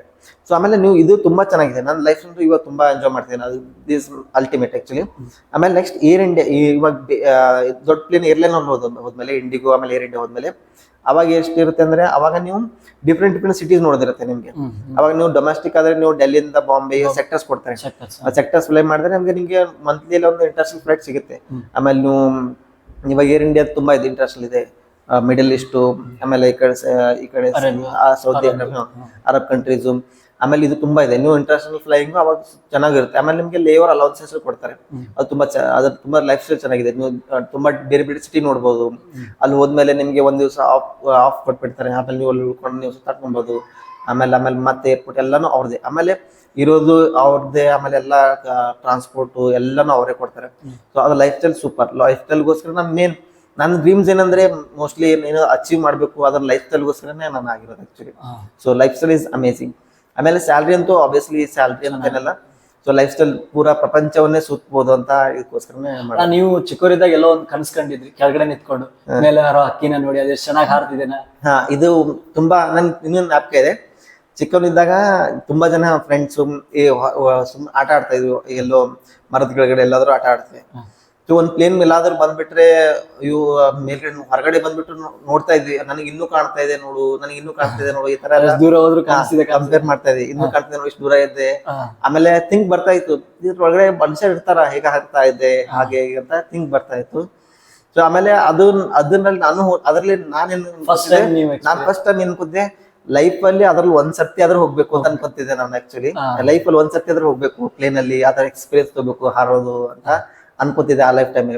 ಬಟ್ ಅವಾಗ ಆ ಟೈಮಲ್ಲಿ ಏನಿಸಿತ್ತು, ಇಷ್ಟೊಂದು ಕಷ್ಟದಲ್ಲೆಲ್ಲ ಜೀವನ ಅದ್ರಲ್ಲಿ ಹೋಗಕ್ ಆಗುತ್ತಾ, ಅಷ್ಟೊಂದು ದುಡ್ಡು ಬೇಕಲ್ವಾ ಅಂತ ಅನ್ಸಿತ್ತು. ನಾನು ನಿಜ ಹೇಳ್ಬೇಕಂದ್ರೆ ನಾನು ಪೈಲಟ್ ಆದ್ಮೇಲೆ ಈ ಟ್ರೈನಿಂಗ್ ತಗೊಂಡಿದ್ಮೇಲೆ, ಟ್ರೈನಿಂಗ್ ಪೈಲಟ್ ಜಾಬ್ ಸಿಕ್ಕಿದ್ಮೇಲೂ ನಾನು ಒಂದ್ಸರ್ತಿನೂ ಪ್ಯಾಸೆಂಜರ್ ಪ್ಲೇನ್ ಹೋಗಿಲ್ಲ. ನಾನು ಹೋಗಿದ್ದು 1 ವರ್ಷ ಎಕ್ಸ್ಪೀರಿಯನ್ಸ್. ಲಾಸ್ಟ್ ಇಯರ್ 2023 ಹೋಗಿದ್ದು ಫಸ್ಟ್ ಫ್ಲೈಟ್ ನಾನು ಹೈದ್ರಾಬಾದ್ ಟು ಬ್ಯಾಂಗ್ಳೂರ್ ಕಮರ್ಷಿಯಲ್ ಅಲ್ಲಿ ಆಸ್ ಎ ಕಮರ್ಷಿಯಲ್. ನಾನು ಪೈಲಟ್ ಆಗಿ ಕಮರ್ಷಿಯಲ್ ಹೋಗಿದ್ದು ಆಕ್ಚುಲಿ. ಅಂದ್ರೆ ನಾನು ಕಾಪಿಟಲ್ಲೇ ಪ್ಲೇ ಮಾಡಿದ್ ಜಾಸ್ತಿ, ಆಮೇಲೆ ಆಸ್ ಎ ಪ್ಯಾಸೆಂಜರ್ ಆಗಿ ಪ್ಲೇ ಮಾಡೋದು ಫಸ್ಟ್ ಟೈಮ್ ಅಂದ್ರೆ ಅದೇ ಅವಾಗ ಆಕ್ಚುಲಿ. ಪ್ಯಾಸೆಂಜರ್ ಆಗಿದೆ, ಅದು ಹೈದ್ರಾಬಾದ್ ಟು ಬ್ಯಾಂಗ್ಳೂರ್ ಹೋಗಿದ್ದು ಆಕ್ಚುಲಿ. ಸೊ ಅದನ್ನು ಕಂಪನಿಯಿಂದಾನೇ ಬುಕ್ ಮಾಡೋದು. ಬಿಕಾಸ್ ಯಾಕಂದ್ರೆ ಬೆಂಗಳೂರಿಂದ ಒಂದು ಫ್ಲೈಟ್ ಫೆರಿ ಮಾಡೋದಿತ್ತು, ಬೆಂಗಳೂರಿಂದ ನಾನು ವರ್ಕ್ ಮಾಡೋ ಪ್ಲೇಸ್ಗೆ ಬಾರಾಮತಿ ಅಂತ, ಅಲ್ಲಿ ಫೆರಿ ಮಾಡೋದಿತ್ತು, ಅದಕ್ಕೋಸ್ಕರನೇ. ಸೊ ಅವಾಗ ಅದನ್ನು ಜ್ಞಾಪಕ ಇದೆ. ಸೊ ಅಷ್ಟು ಅವಾಗ ಆ ಟೈಮಲ್ಲಿ ಇದ್ರಲ್ಲಿ ಹೋಗ್ಬೇಕು ಒಂದ್ಸತಿ, ಅದ್ರ ಲೈಫ್ ಅಲ್ಲಿ ಎಷ್ಟು ಚೆನ್ನಾಗಿರುತ್ತೆ ಅಲ್ವಾ ಅಂತ ಈ ತರ ಫೀಲ್ ಆಗ್ತಿತ್ತು. ಬಟ್ ಆಮೇಲೆ ಮುಂದೆ ಹೋಗ್ತಾ ಹೋಗ್ತಾ ಹೋಗೋದು ಯಾಕೆ, ಓಡಿಸ್ಲೇಬೇಕು ಅಂತ ಅದು ಮಾಡ್ಲೇಬೇಕು ಅಂತ ಒಂದು ಹಠ ಆಯ್ತು ಅಂದ್ರೆ. ಬಟ್ ತುಂಬಾ ಕಷ್ಟಪಟ್ಟಿದ್ದೀನಿ ಇದಕ್ಕೆಲ್ಲ ಮಾಡಕ್ಕೆ. ಅದೇ ನಾವು ಇದೆಲ್ಲ ನೋಡ್ಬೇಕಾದ್ರೆ ಅನ್ಸುತ್ತೆ, ಇದೆಲ್ಲ ಒಂದು ಫಿಲ್ಮಿ ಸ್ಟೈಲ್ ಅಲ್ಲಿ ಇತ್ತು. ಎಲ್ಲೋ ಒಂದ್ ಕಡೆ ನಿಂತ್ಕೊಂಡ್ರಿ, ನೋಡಿದ್ರಿ, ಹೋಗ್ಬೇಕು ಅನ್ಕೊಂಡ್ರಿ, ಯಾಕೆ ಹೋಗ್ಬೇಕಂದ್ ಓಡಿಸ್ಬೇಕು ಅಂತ ಅನ್ಕೊಂಡ್ರಿ, ಲೈಫ್ ಚಾಲೆಂಜ್ ಅಣ್ಣ. ಇದ್ರ ಎಲ್ಲದ್ರ ನಡುವೆ ಲೈಫಲ್ಲಿ ಸಿಚುವೇಶನ್ಸ್ ಎಲ್ಲಾನು ಸೇಮ್ ಆಗಿ ಬರಲ್ಲ. ಸಮ್ಟೈಮ್ಸ್ ಅದು ಒಳ್ಳೇದಾಗಿರ್ಬೋದು, ಕೆಟ್ಟದಾಗಿರ್ಬೋದು ಸಿಚುವೇಶನ್. ಅವುಗಳನ್ನೆಲ್ಲ ನೀವು ಹೆಂಗ್ ಹ್ಯಾಂಡಲ್ ಮಾಡ್ತೀರಿ? ಬಿಕಾಸ್ ಯಾವ್ದೋ ಒಂದು ಹಳ್ಳಿಯಿಂದ ಬಂದು ದೊಡ್ಡ ಸಿಟಿ ಅಂತ ಬೆಂಗಳೂರಿಗೆ ಬಂದು ಇಲ್ಲಿಗೂ ಅಲ್ಲಿಗೂ, ಅಥವಾ ಇವಾಗ ನಿಮ್ಗೆ ರಿಗ್ರೆಟ್ ಆಗ್ಲಿಲ್ವಾ? ಅಥವಾ ನಾನು ಯಾವಾಗ ಅಮ್ಮ ಅಪ್ಪನ ಬಿಟ್ಟು ದೂರ ಇದ್ದೀನಿ, ಅವ್ರಿಗೆ ಏನಾರ ಮಾಡ್ಬೇಕು, ಈ ತರ ಎಲ್ಲ ತಲೆ ಆ ಟೈಮ್ ಎಮೋಷನ್ಸ್ ಯಾವ ತರ ಕಂಟ್ರೋಲ್ ಮಾಡ್ಕೊಂತ ಇದ್ರಿ? ಅದು ನಿಜ. ಇವಾಗ ನಾನು ಅದು ತುಂಬಾ ಟೈಮ್ ಆಗಿದೆ. ನಾನು ಟ್ರೈನಿಂಗ್ ಸ್ಟಾರ್ಟ್ ಮಾಡಿದ್ದು 2017 ಜೂನ್ ಜುಲೈ ಸ್ಟಾರ್ಟ್ ಮಾಡಿದೆ. ಸೊ ಆಮೇಲೆ ಕಂಪ್ಲೀಟ್ ಮಾಡಿದ್ದು ನಾನು 2019 ಎಂಡಲ್ಲಿ ಕಂಪ್ಲೀಟ್ ಮಾಡಿದೆ, ನವೆಂಬರ್ ಡಿಸೆಂಬರ್ ಕಂಪ್ಲೀಟ್ ಮಾಡಿದೆ. ಅವಾಗ 2019 ಜೆಟ್ ವೇಸ್ ಕ್ಲೋಸ್ ಇತ್ತು. ತುಂಬಾ ಜನ ತುಂಬಾ ಪೈಲಟ್ಸ್, 2,000 ಜನ ಅನ್ಎಂಪ್ಲಾಯ್ಡ್ ಆಗ್ಬಿಟ್ಟು, ಜಾಬ್ ಸಿಚುವೇಶನ್ 0 ಇತ್ತು ಅವಾಗ. ಸೊ ಅವಾಗ ತುಂಬಾ ಮೈಂಡಲ್ಲಿ ಬಂತು, ಅಯ್ಯೋ ಎಷ್ಟು ಖರ್ಚು ಮಾಡ್ಬಿಟ್ಟೆ ದೇವ್ರೆ. ಆಮೇಲೆ ಒಂದು ತುಂಬಾ ಹಳ್ಳಿಲಿ, ಮತ್ತೆ ನಾನು ಅವಾಗ ಹಳ್ಳಿಲಿ ಇದ್ದೆ ಆಕ್ಚುಲಿ. ಅವಾಗ ಕೊರೋನಾ ಟೈಮ್ ಇತ್ತು ಅವಾಗ. ಸೊ ನಾನು ಅಲ್ಲೇ ವರ್ಕ್ ಮಾಡ್ತಿದ್ದೆ ಕೊರೋನಾ ಟೈಮಲ್ಲಿ, ಹೊಲದಲ್ಲಿ, ಅಂದ್ರೆ ನಮ್ಮ ತೋಟದಲ್ಲಿ, ನಮ್ಮ ಹೊಲದಲ್ಲೇ ವರ್ಕ್ ಮಾಡ್ತಾ ಇದ್ದೆ, ಅದೇ ಕೆಲಸ ಮಾಡ್ತಿದ್ದೆ. ನಾನು ಇನ್ನೂ ತುಂಬಾ ಕಷ್ಟಪಟ್ಟಿದ್ದೀನಿ. ಇದು ಒಂದೇ ಅಲ್ಲ, ನಾನು ಚಿಕ್ಕನಿದ್ದಾಗ ನ್ಯೂಸ್ ಪೇಪರ್ ಹಾಕಿದ್ದೀನಿ, ಫಾರ್ಮರ್ ಆಗಿ ವರ್ಕ್ ಮಾಡಿದ್ದೀನಿ, ಆಮೇಲೆ ಆಫೀಸ್ ಬಾಯ್ ವರ್ಕ್ ಮಾಡಿದ್ದೀನಿ, ಅದೆಲ್ಲ ಮಾಡಿದ್ದೀನಿ. ಆಮೇಲೆ ಇನ್ನು ಸೊ ಬೇಸಿಗೆ ರಜೆ ಬರ್ತಾ ಇತ್ತು, ಅವಾಗ ನಾನು ವೆಟರ್ ವರ್ಕ್ ಕೂಡ ಮಾಡಿದ್ದೀನಿ ಆಕ್ಚುಲಿ. ಸೊ ಇಷ್ಟೆಲ್ಲ ಕಷ್ಟಪಟ್ಟು ಇಷ್ಟೆಲ್ಲ ಮಾಡುದು. ಸೊ ಆಮೇಲೆ ಇದೆಲ್ಲ ಬರ್ತಾ ಇತ್ತು ಅವಾಗ 2020 ಕೊರೋನಾ ಪೀರಿಯಡ್ ಬಂದಾಗ. ಸೊ ಅವಾಗ ಈ ಪ್ಯಾಂಡಮಿಕ್ಗೋಸ್ಕರ ಜಾಬ್ ಯಾವುದಿರಲಿಲ್ಲ, ಎಲ್ಲ ಮನೇಲಿದ್ರು. ಸೊ ಏನೋ ನಾನು ಅಲ್ಲಿ ಓದಿರೋ ಸ್ಕೂಲಲ್ಲಿ ಅವಾಗ ಒಬ್ರು ಪೈಲಟ್ ಬಿಟ್ಟು ಹೋಗ್ತಾ ಇದ್ರು. ಸೊ ಅದೇ ಪ್ಲೇನ್ ರೇಟಿಂಗ್ ನಾನು ಮಾಡಿದ್ದೆ. ಸೊ ಅವರು ಕಾಲ್ ಮಾಡ್ಬಿಟ್ಟು, ನಮ್ಮ ಹತ್ರ ಜಾಬ್ ಇದೆ, ನೀನೇ ಬಾ ಅಂತ ಏನೋ ದೇವ್ರದ್ದು ಯಾವಾಗ ಕರೆದ್ಬಿಟ್ರು. ಸೊ ಕರೆದ್ಬಿಟ್ಟು ಅಲ್ಲೇ ಜರ್ನಿ ಸ್ಟಾರ್ಟ್ ಆಗೈತೆ ನಮ್ದು actually. So actual journey. So ಅವಾಗ ಅವ್ರ ಹತ್ರನೇ 2020 ಸ್ಟಾರ್ಟ್ ಮಾಡಿದೆ. ಸೊ ಅವಾಗಿಂದಾನೇ ಸ್ವಲ್ಪ ಕಂಪ್ಲೀಟ್ ಆದ್ಮೇಲೆ ಬೇಗ ಜಾಬ್ ಸಿಕ್ಬಿಡ್ತು. ಆಮೇಲೆ 2020, 21, 22, 23 ಚೆನ್ನಾಗಿ ಫ್ಲೈಯಿಂಗ್ ಮಾಡಿದೆ. ಇವಾಗ ನಂಗೆ ಆಲ್ಮೋಸ್ಟ್ 1,500 ಅವರ್ಸ್ ಎಕ್ಸ್ಪೀರಿಯನ್ಸ್ ಆಗಿದೆ. ಆಲ್ಮೋಸ್ಟ್ ಎಲ್ಲ ನಾನು ಕ್ಯಾಪ್ಟನ್ ಎಕ್ಸಾಮ್ ಕ್ಲಿಯರ್ ಮಾಡ್ಕೊಂಡಿದ್ದೀನಿ, ಅಂದ್ರೆ ಅಡ್ವಾನ್ಸ್ ಆಗಿ ಎಲ್ಲ. ಸೊ ಯಾವ ತರ ಇರ್ತದೆ, ATP license captain exam license ಬರ್ಬೇಕಂದ್ರೆ, ಸೊ ಈ 1,500 ಅವರ್ಸ್, ಆಮೇಲೆ ಪೇಪರ್ಸ್ ಕ್ಲಿಯರ್ ಮಾಡ್ಬೇಕು. ಅದಕ್ಕೆ 2 ಪೇಪರ್ಸ್ ಇರುತ್ತೆ, 2 ಇಂಟರ್ವ್ಯೂ ಇರುತ್ತೆ, 3 ಪೇಪರ್ಸ್, 2 ಇಂಟರ್ವ್ಯೂ ಇರುತ್ತೆ. ಅದೆಲ್ಲನೂ ಕ್ಲಿಯರ್ ಮಾಡಿದ್ದೀನಿ. ಸೊ ಕ್ಲಿಯರ್ ಮಾಡ್ಬಿಟ್ಟು ನನಗೆ ಇವಾಗ ಜಸ್ಟ್ ಒಂದು 50 ತಾಸು ನೈಟ್ ಅವರ್ಸ್ ಅಷ್ಟೇ ಬೇಕು. ಅದು ಮಾಡಿದ್ರೆ ನಾನು ಡೈರೆಕ್ಟ್ ಆಗಿ ಕ್ಯಾಪ್ಟನ್ ಸಿಟಿಗೆ ಹೋಗ್ಬೋದು. ಸ್ಯಾಲರಿ ತುಂಬಾ ಚೆನ್ನಾಗಿ, ನನಗೆ 4.5 ಅಂದ್ರೆ 5 lakhs ವರೆಗೂ ಹೋಗುತ್ತೆ. ಸೊ ಆ ತರನೇ ಈ ಸಿಚುವೇಶನ್ ತುಂಬಾ ಫೇಸ್ ಮಾಡಿದ್ದೀನಿ. ಅವಾಗ ಸಿಚುವೇಶನ್ ಯಾವಾಗಿತ್ತಂದ್ರೆ 2020 ಹಿಂದೆನೇ ಇತ್ತು ಆಕ್ಚುಲಿ. ಸೊ ಅವಾಗ ತುಂಬಾ ಸಿಚುವೇಶನ್ ಈ ತರ ಯಾಕೆ ಬಂದೆ, ಈ ಇಷ್ಟೆಲ್ಲ ಖರ್ಚಾಯ್ತಲ್ಲ ದುಡ್ಡು ಹಾಗೆ ಅಂತ ಸ್ವಲ್ಪ ಹೊತ್ತಿಗೆ ಆಯ್ತು. ಆಮೇಲೆ ಜಾಬ್ ಸಿಕ್ಮೇಲೆ ಏನಾಗಿಲ್ಲ. ಆಮೇಲೆ ಮತ್ತೆ 2020 ಆದ್ಮೇಲೂ ತುಂಬಾ ಹಾರ್ಡ್ ವರ್ಕ್ ಮಾಡಿದೆ. 2021 ಹಾರ್ಡ್ ವರ್ಕ್ ಮಾಡಿ ಎಷ್ಟೊಂದು ಓದಿದ್ದೆ, 22 ಓದಿದ್ದೆ. ಅವಾಗ ಓದ್ಬಿಟ್ಟು ತುಂಬಾ ಎಕ್ಸಾಮ್ಸ್ ಎಲ್ಲ ಒಂದ್ ಸರ್ತಿನೂ ನಾನು ಆಧಾರ ಅಂತನೂ ಇಲ್ಲ, ನಾನು ಡೈರೆಕ್ಟ್ ಒಂದ್ ಅಟೆಂಪ್ಟ್ ಅಲ್ಲಿ ಪಾಸ್ ಆಗಿದ್ದೀನಿ ಇಲ್ಲ. ನಾನು ಒಂದ್ ಅಟೆಂಪ್ಟ್ ಅಲ್ಲಿ ಏರ್ ಇಂಡಿಯಾ ಫಸ್ಟ್ ಅಟೆಂಪ್ಟ್ ಅಲ್ಲಿ ನಾನು ಫೇಲ್ ಆಗ್ಬಿಟ್ಟೆ. ನಾನು ಸೆಕೆಂಡ್ ಅಟೆಂಪ್ಟ್ ಅಲ್ಲಿ ನಾನು ಬಿಡ್ಲಿಲ್ಲ, ತುಂಬಾ ಚೆನ್ನಾಗಿ ಓದ್ಬಿಟ್ಟು ಸೊ 47ನೇ ರ್ಯಾಂಕಿಂಗ್ ಬಂದಿತ್ತು ನನ್ಗೆ ಜ್ಞಾಪಕ 47 ರ್ಯಾಂಕಿಂಗ್ ಬಂದಿದ್ರೆ. ಸೊ ಎಲ್ಲ ಪ್ರೊಸೆಸ್ ಕಂಪ್ಲೀಟ್ ಮಾಡಿಬಿಟ್ಟು ಸೊ ಫೈನಲಿ ಸೆಲೆಕ್ಟ್ ಆದೆ. ಸೊ ಇದು ಆದ್ಮೇಲೆ ಸೊ ಇಲ್ಲೇ ಕಂಪ್ಲೀಟ್ ಇವಾಗೂ ಇಲ್ಲೇ ವರ್ಕು ಇವಾಗ. ಸೊ ಅವ್ರು ಕರಿವರೆಗೂ ಇದೇ ಕಂಪ್ನಿಯಲ್ಲಿ ವರ್ಕ್ ಮಾಡ್ತಾ ಇದ್ದೀನಿ. ಇವಾಗ ಇನ್ನೇನು ಕೆಲವೇ ತಿಂಗಳುಗಳಲ್ಲಿ ಕಂಪ್ಲೀಟ್ ಆಗಿ ಕ್ಯಾಪ್ಟನ್ ಆಗಿರ್ತೀರಾ. ಇಲ್ಲಿ ನಿಂತ್ಕೊಂಡು ಒಂದ್ಸತಿ ಹಿಂದೆ ತಿರುಗಿ ನೋಡಿದಾಗ ಲೈಫ್ ಏನಂತ ಅನ್ಸುತ್ತೆ? ಇದು ನಾನು ಹೇಳೋದು ಒಂದೇ ಹಿಂದೆ ತಿರುಗಿದಾಗ ಇದು ಅನ್ಸುತ್ತೆ ಏನಂದ್ರೆ ಬೆಸ್ಟ್ ಟೈಮ್ ನಾನು ಅಚೀವ್ ಮಾಡಿದೀನಿ. ಈಗ ಏನಾದ್ರು ಟೈಮ್ ರಿವರ್ಸ್ ಆಗಿ ಹೋಗ್ಬೇಕಂದ್ರೆ ಬೇಡ ಅನ್ಸುತ್ತೆ. ಯಾಕಂದ್ರೆ best situation, best decision, best ಎಲ್ಲಾನು ಅಚೀವ್ ಆಗಿದೆ, ಅಷ್ಟು ಹಾಡ್ಬೇಕು ಅನ್ಸುತ್ತೆ. ಇವಾಗ ಅನ್ಸುತ್ತೆ ಒಂದೊಂದ್ಸತಿ ಮನ್ಸಲ್ಲಿ ಬರುತ್ತೆ. ಇವಾಗ ತುಂಬಾ ಜನ ಥಿಂಕ್ ಮಾಡ್ತಾರೆ ನಾನು ಟೈಮ್ ರಿವರ್ಸ್ ಆಗಿ ತಗೊಂಡ್ಬಿಟ್ಟು ನಾನು ಕರೆಕ್ಟ್ ಮಾಡ್ತೀನಿ ಅಂತ. ಸೊ ಆ ತರ ನಾನು ಟೈಮ್ ರಿವರ್ಸ್ ಆಗಿ ತಗೋತೀನಿ, ಬಟ್ ಅದು ಏನ್ ಗೊತ್ತಿಲ್ಲ, ನಾನು ಡಿಸಿಷನ್ ಕರೆಕ್ಟ್ ಆಗಿ ತಗೊಂಡೆ, ಬಟ್ ಮಾಡ್ಲೇಬೇಕಂತ ಹಠ ಇತ್ತು, ಮಾಡ್ಬಿಟ್ಟೆ. ಆಮೇಲೆ ಅದೆಲ್ಲ ಆದ್ಮೇಲೂ ಇವಾಗ್ನು ಬೆಸ್ಟ್ ಮುಂದೆ ಫ್ಯೂಚರ್ನಲ್ಲೂ ತುಂಬಾ ಇದೆ. ಈ ಫ್ಯೂಚರ್ ನಂದು ಇನ್ನೂ ಡ್ರೀಮ್ಸ್ ಇದೆ. ಇದು ಈ ಪ್ಲೇನ್ ಹೋಗಿ ಏರ್ ಇಂಡಿಯಾ ಹೋದ್ಮೇಲೆ ಇನ್ನು ನೆಕ್ಸ್ಟ್ ಮುಂದೆ ಬೋಯಿಂಗ್ 777, ಆಮೇಲೆ ಇನ್ನೂ ದೊಡ್ಡ ಪ್ಲೇನ್ ಇದಂದ್ರೆ ಅದು ಪ್ಲೇನ್ ಇಲ್ಲಿಂದ ಬೆಂಗಳೂರಿಂದ ಟೇಕಪ್ ಆಗ್ಬಿಟ್ರೆ ಡೈರೆಕ್ಟ್ ಆಗಿ US ಹೋಗಕ್ಕೆ ಅದು 14ರಿಂದ 16 ತಾಸು ಬೇಕಾಗುತ್ತೆ. ಇನ್ನು ಆ ಪ್ಲೇನ್ ಕ್ಯಾಪ್ಟನ್ ಆಗ್ಬೇಕಂತ ನನ್ನ ಡ್ರೀಮ್ಸ್ ಇದೆ. ಸೊ ಆ ಪ್ಲೇನ್ ನ ಸ್ಯಾಲ್ರಿ ಕೊಡೋದ್ರ ಫಾರಿನ್ ಅಲ್ಲಿ 12ರಿಂದ 18 ಲಕ್ಷ ಅವ್ರು ಕೊಡೋದು ಇವಾಗ ಪ್ರೆಸೆಂಟ್ ಆಗಿ. ಸೊ ಅದನ್ನು ಡ್ರೀಮ್ಸ್ ಇದೆ ಇನ್ನು. ಸೊ ಇಲ್ಲಿಗೆ ನಾನು ಇನ್ನೂ ಸ್ಟಾಪ್ ಮಾಡ್ತಾ ಇಲ್ಲ. ಸೊ ಅಷ್ಟು ಆ ಥರನೂ ಡ್ರೀಮ್ಸ್ ಇದೆ. ಸೊ ಆ ಥರ ಸೊ ಆ ಥರ ನಾನು ಹೇಳೋದು ಒಂದೇ ಬಯಸಿ, ನೀವು ಮಾಡ್ಬೇಕಂದ್ರೆ ಮಾಡಿ. ಆಮೇಲೆ ನಿಮ್ಮ ಫೈನಾನ್ಷಿಯಲ್ ಸಿಚುವೇಶನ್ ನೋಡಿ ನೀವು ಅದಕ್ಕೂ ರೆಡಿ ಇರಬೇಕು. ಸೊ ಈ ಥರ ಫೇಲ್ಯೂರ್ಗೂ ರೆಡಿ ಇರಬೇಕು. ಈ ಥರ ಯಾಕಂದ್ರೆ ಆ ಸಿಚುವೇಶನ್ ನಿಮಗೂ ಕ್ರಿಯೇಟ್ ಆಗುತ್ತೆ. ಆಮೇಲೆ ಪಾಸಿಟಿವ್ ಆಪ್ಷನ್ಸ್ ಬಿಡಬಾರ್ದು ಯಾವತ್ತು. ಈ ಥರ ಇವಾಗ ನಾವು ಅನ್ಕೋತೀವಿ ಆಗೋದು ಒಂದು, ಅದು ಲೈಫ್ ಅದು ಆಬ್ವಿಯಸ್ಲಿ ನಾವು ಅನ್ಕೊಂಡ ಥರದ್ದು ಯಾವುದೂ ಆಗಲ್ಲ. ನಾವು ಅನ್ಕೋತೀವಿ ಒಂದು, ಆಗುತ್ತೆ ಒಂದು. ಸೊ ಆ ಥರ ಆದ್ರೂ ಪಾಸಿಟಿವ್ ಆಪ್ಷನ್ ಬಿಡಬಾರ್ದು. ಸಿಗುತ್ತೆ ಹಾಗೆ ಆಗುತ್ತೆ ಅಂತ. ಸೊ ಒಂದು ಪಾಸಿಟಿವ್ ಇಟ್ಕೊಂಡ್ಬಿಟ್ರೆ ಹಾಗೆ ಆಗುತ್ತೆ ಡೆಫಿನೆಟ್ಲಿ. ಆ ಥರನೇ ಸೊ ನಾನು ಆಗಿರೋದು. ಬಟ್ ನನ್ನ ಡ್ರೀಮ್ಸು ನಾನು ಅನ್ಕೊಂಡಿದ್ದೆ ಸ್ವಲ್ಪ ಬೇಗ ಆಗ್ತೀನಿ ಅಂತ, ಬಟ್ ಡಿಲೇ ಆಗಿದೆ. ಬಟ್ ಆಗಿದೆ, ನಾನು ಅನ್ಕೊಂಡಿದ್ದೆ ಚೆನ್ನಾಗಿ. ಈ ಜರ್ನಿ ಒಳಗಡೆ ನೀವು ಯಾರಿಗೆಲ್ಲ ಥ್ಯಾಂಕ್ಸ್ ಹೇಳಕ್ ಇಷ್ಟಪಡ್ತೀರಾ, ಯಾರಿಗೆಲ್ಲ ಸಾರಿ ಕೇಳಕ್ ಇಷ್ಟಪಡ್ತೀರಾ? ಈ ಜರ್ನಿ ಒಳಗೆ ಥ್ಯಾಂಕ್ಸ್ ಅಂದ್ರೆ ಫಸ್ಟ್ ನಾನು ಥ್ಯಾಂಕ್ಸ್ ಹೇಳೋದಂದ್ರೆ ನಮ್ಮ ಅಮ್ಮ, ಆಮೇಲೆ ನಮ್ಮ ಅಪ್ಪ. ಅವರು ತುಂಬಾ ಯಾಕಂದ್ರೆ ನಮ್ಮ ಅಮ್ಮ ತುಂಬಾ ಸಪೋರ್ಟ್ ಮಾಡಿದ್ರು. ನಮ್ಮ ಅಮ್ಮ ಈ 3 ಎಕರೆ ಹೊಲ ಮಾಡ್ಬೇಕಂದ್ರೆ ನಮ್ಮ ಅಮ್ಮನೇ ಮೇನು. ನಮ್ಮಪ್ಪ ಬೇಡ ಹಾಗೆ ಹೀಗೆ ಬೇಡ ಅಂತ ಇದ್ರು. ಬಟ್ ಮೇನ್ ಅಂದ್ರೆ ನಮ್ಮಮ್ಮ, ಅವ್ರಿಗೆ ಥ್ಯಾಂಕ್ಸ್ ಹೇಳ್ಬೇಕಂತ ಇದೀನಿ. ಆಮೇಲೆ ನಾನು ಓದಿದಿರೋ ಎಲ್ಲ ಟೀಚರ್ಸ್ಗೂ ಅವ್ರಿಗೂ. ಆಮೇಲೆ ಮೇನ್ ಎಲ್ಲಕ್ಕಿಂತ ಇಂಪಾರ್ಟೆಂಟ್ ಅಂದ್ರೆ ನಾನು ಉಳ್ಕೊಂಡಿದ್ದ ಮಟ್ಟದಲ್ಲಿ ಓದಿದ್ದೆ. ಆಕ್ಚುಲಿ ನಾನು 4 ವರ್ಷ ಏರೋನಾಟಿಕಲ್ ಇಂಜಿನಿಯರಿಂಗು. ಆ ಮಟ್ಟದ ನಮ್ಮ ಗುರುಗಳು ಅವರು ತುಂಬಾ ಇನ್ಸ್ಪಿರೇಷನ್ ಕೊಟ್ಟಿರೋ. ಅವ್ರು ತುಂಬಾ ಅವ್ರ ಇನ್ಸ್ಪಿರೇಷನ್ ಅವ್ರ ಸಹಾಯದಿಂದನೇ ಆಗಿರೋದು. ಆಕ್ಚುಲಿ ಮೇನ್ ಎಲ್ಲದಕ್ಕಿಂತ ನಾನು ಎಲ್ಲಾ ಸ್ಟೆಪ್ ಹತ್ಬಿಟ್ಟು ಒಂದು ಲಾಸ್ಟ್ ಸ್ಟೆಪ್ ಉಳ್ಕೊಂಡ್ರೆ ಅದೇ ತರನೇ ಆ ಲಾಸ್ಟ್ ಸ್ಟೆಪ್ಗೆ ಅವರೇ ಜಾಸ್ತಿ ಸಪೋರ್ಟ್ ಮಾಡಿದ್ರು. ಲಾಸ್ಟ್ ಸ್ಟೆಪ್ ಅಲ್ಲಿ ನಾನಿದ್ದೀನಿ ಅಂತ ಅವರೇ ಸಹಾಯ ಮಾಡಿದ್ರು. ಅವರೇ ಒಂದು ಧನ ಸಹಾಯ ಮಾಡಿದ್ರೆ ಲಾಸ್ಟ್ ಸ್ಟೆಪ್ ಅಲ್ಲಿ ಅವರೇ ಸಹಾಯ ಮಾಡಿದ್ಮೇಲೆ ಈ ಸ್ಟೆಪ್ ನಾನು ಫುಲ್ ಸಕ್ಸಸ್ ಅಂತ ಹತ್ತಿರೋದು ಅದೇ. ಆಮೇಲೆ ಆದ್ಮೇಲೂ ಅವ್ರನ್ನ ಅದೇ ಪ್ರೈವೇಟ್ ಪ್ಲೇನ್ ಬೆಂಗಳೂರಿಗೆ ಬಂದ್ಮೇಲೆ ಅವ್ರಿಗೆ ಬೆಂಗಳೂರು ತುಂಬಾ ಸುತ್ತಾಡಿಸಿದೆ, ತುಂಬಾ ಖುಷಿ ಆಗ್ಬಿಟ್ರು. ಅದನ್ನ ಅವ್ರನ್ನು ತುಂಬಾ ಹೇಳಿದ್ರು. ಸೊ ಆ ಥರ ಆಮೇಲೆ ಸಾರಿ ಅಂತ ಅಷ್ಟು ಯಾರಿಗೂ ಕೇಳಬೇಕಾಗಿಲ್ಲ. ಬಟ್ ಒಂದೊಂದು ಡಿಸಿಷನ್ ರಾಂಗ್ ಆಗಿರುತ್ತೆ. ಅಂದ್ರೆ ಸಪೋಸ್ ನಾನು ಆಗ್ಲಿಲ್ಲ ಅಂತ ಸಾರಿ ಕೇಳ್ಬೇಕಂದ್ರೆ, ಸಪೋಸ್ ನಾನು ಈ ಡಿಸಿಷನ್ ತಗೊಳ್ಳಿಲ್ಲ ಹೊರ ಮಾರಕ್ಕೆ ಅಂದ್ರೆ, ನಾನು ಯಾವುದೋ ಒಂದು ಕಂಪ್ನಿಯಲ್ಲಿ ವರ್ಕ್ ಮಾಡ್ತಾ ಇದ್ದೆ. ಮೋಸ್ಟ್ಲಿ ಇವಾಗ ನೋಡಿದ್ರಿ, ಇವಾಗ ಅಲ್ಲಿ ಬರ್ತಾ ಇತ್ತು ಸ್ಯಾಲ್ರಿ ಒಂದು 50-60 ಸಾವಿರ ಬರ್ತಾ ಇತ್ತು. ಬಟ್ ಅದೇ ನನಗೆ ಮನಸ್ಸಲ್ಲಿ ಏನು ಅನಿಸ್ತಾ ಇತ್ತು, ನಾನು ಮಾಡ್ಲಿಲ್ಲಲ್ಲ ಆ ಟೈಮಲ್ಲಿ, ಮಾಡಲೇಬೇಕಾಗಿತ್ತು ಅಂತ ಅನಿಸಿತ್ತು. ಬಟ್ ನಾನು ಅಂದ್ರೆ ಬೆಸ್ಟ್ ಡಿಸಿಷನ್ ತಗೊಂಡಿದ್ದೀನಿ ಅಂತ ನನಗೆ ಅನ್ಸುತ್ತೆ ಲೈಫಲ್ಲಿ. ಅಲ್ಲ, ಇದನ್ನ ನಮ್ಮ ವೀಕ್ಷಕರು ನೋಡ್ತಾ ಇರ್ತಾರೆ, ಎಷ್ಟೋ ಯೂತ್ಸ್ ನೋಡ್ತಾ ಇರ್ತಾರೆ. ಅವ್ರಿಗೆ 1-2 ಲೈನಲ್ಲಿ ಏನಾದ್ರು ಸಜೆಷನ್ ಕೊಡೋದಿದ್ರೆ ಏನು ಸಜೆಷನ್ ಕೊಡೋಕೆ ಇಷ್ಟಪಡ್ತೀನಿ? ಸಜೆಷನ್ ಕೊಡೋದಂದ್ರೆ, ನಿಮಗೆ ತುಂಬಾ ಹೋಗುವ ಹಾದಿಯಲ್ಲಿ ತುಂಬಾ ಟ್ರ್ಯಾಕ್ಸ್ಗಳು ಬರುತ್ತೆ. ಸೊ ನೀವು ಬೆಸ್ಟ್ ಡಿಸಿಷನ್ ತಗೋಬೇಕಂದ್ರೆ ನೀವು ಮಾಡಲೇಬೇಕಂತ ಪಟ ತೊಟ್ಟರೆ ನೀವು ಮಾಡೇ ಮಾಡ್ತೀರಾ. ಅದೆಲ್ಲ ಚೆನ್ನಾಗಿ ಅಂದ್ರೆ, ಬಟ್ ಏನಿದೆ ಅಂದ್ರೆ ನೀವು ಅಚೀವ್ ಮಾಡೋದೊಂದು ಎಜುಕೇಶನ್ ತುಂಬಾ important. Education is very powerful weapon.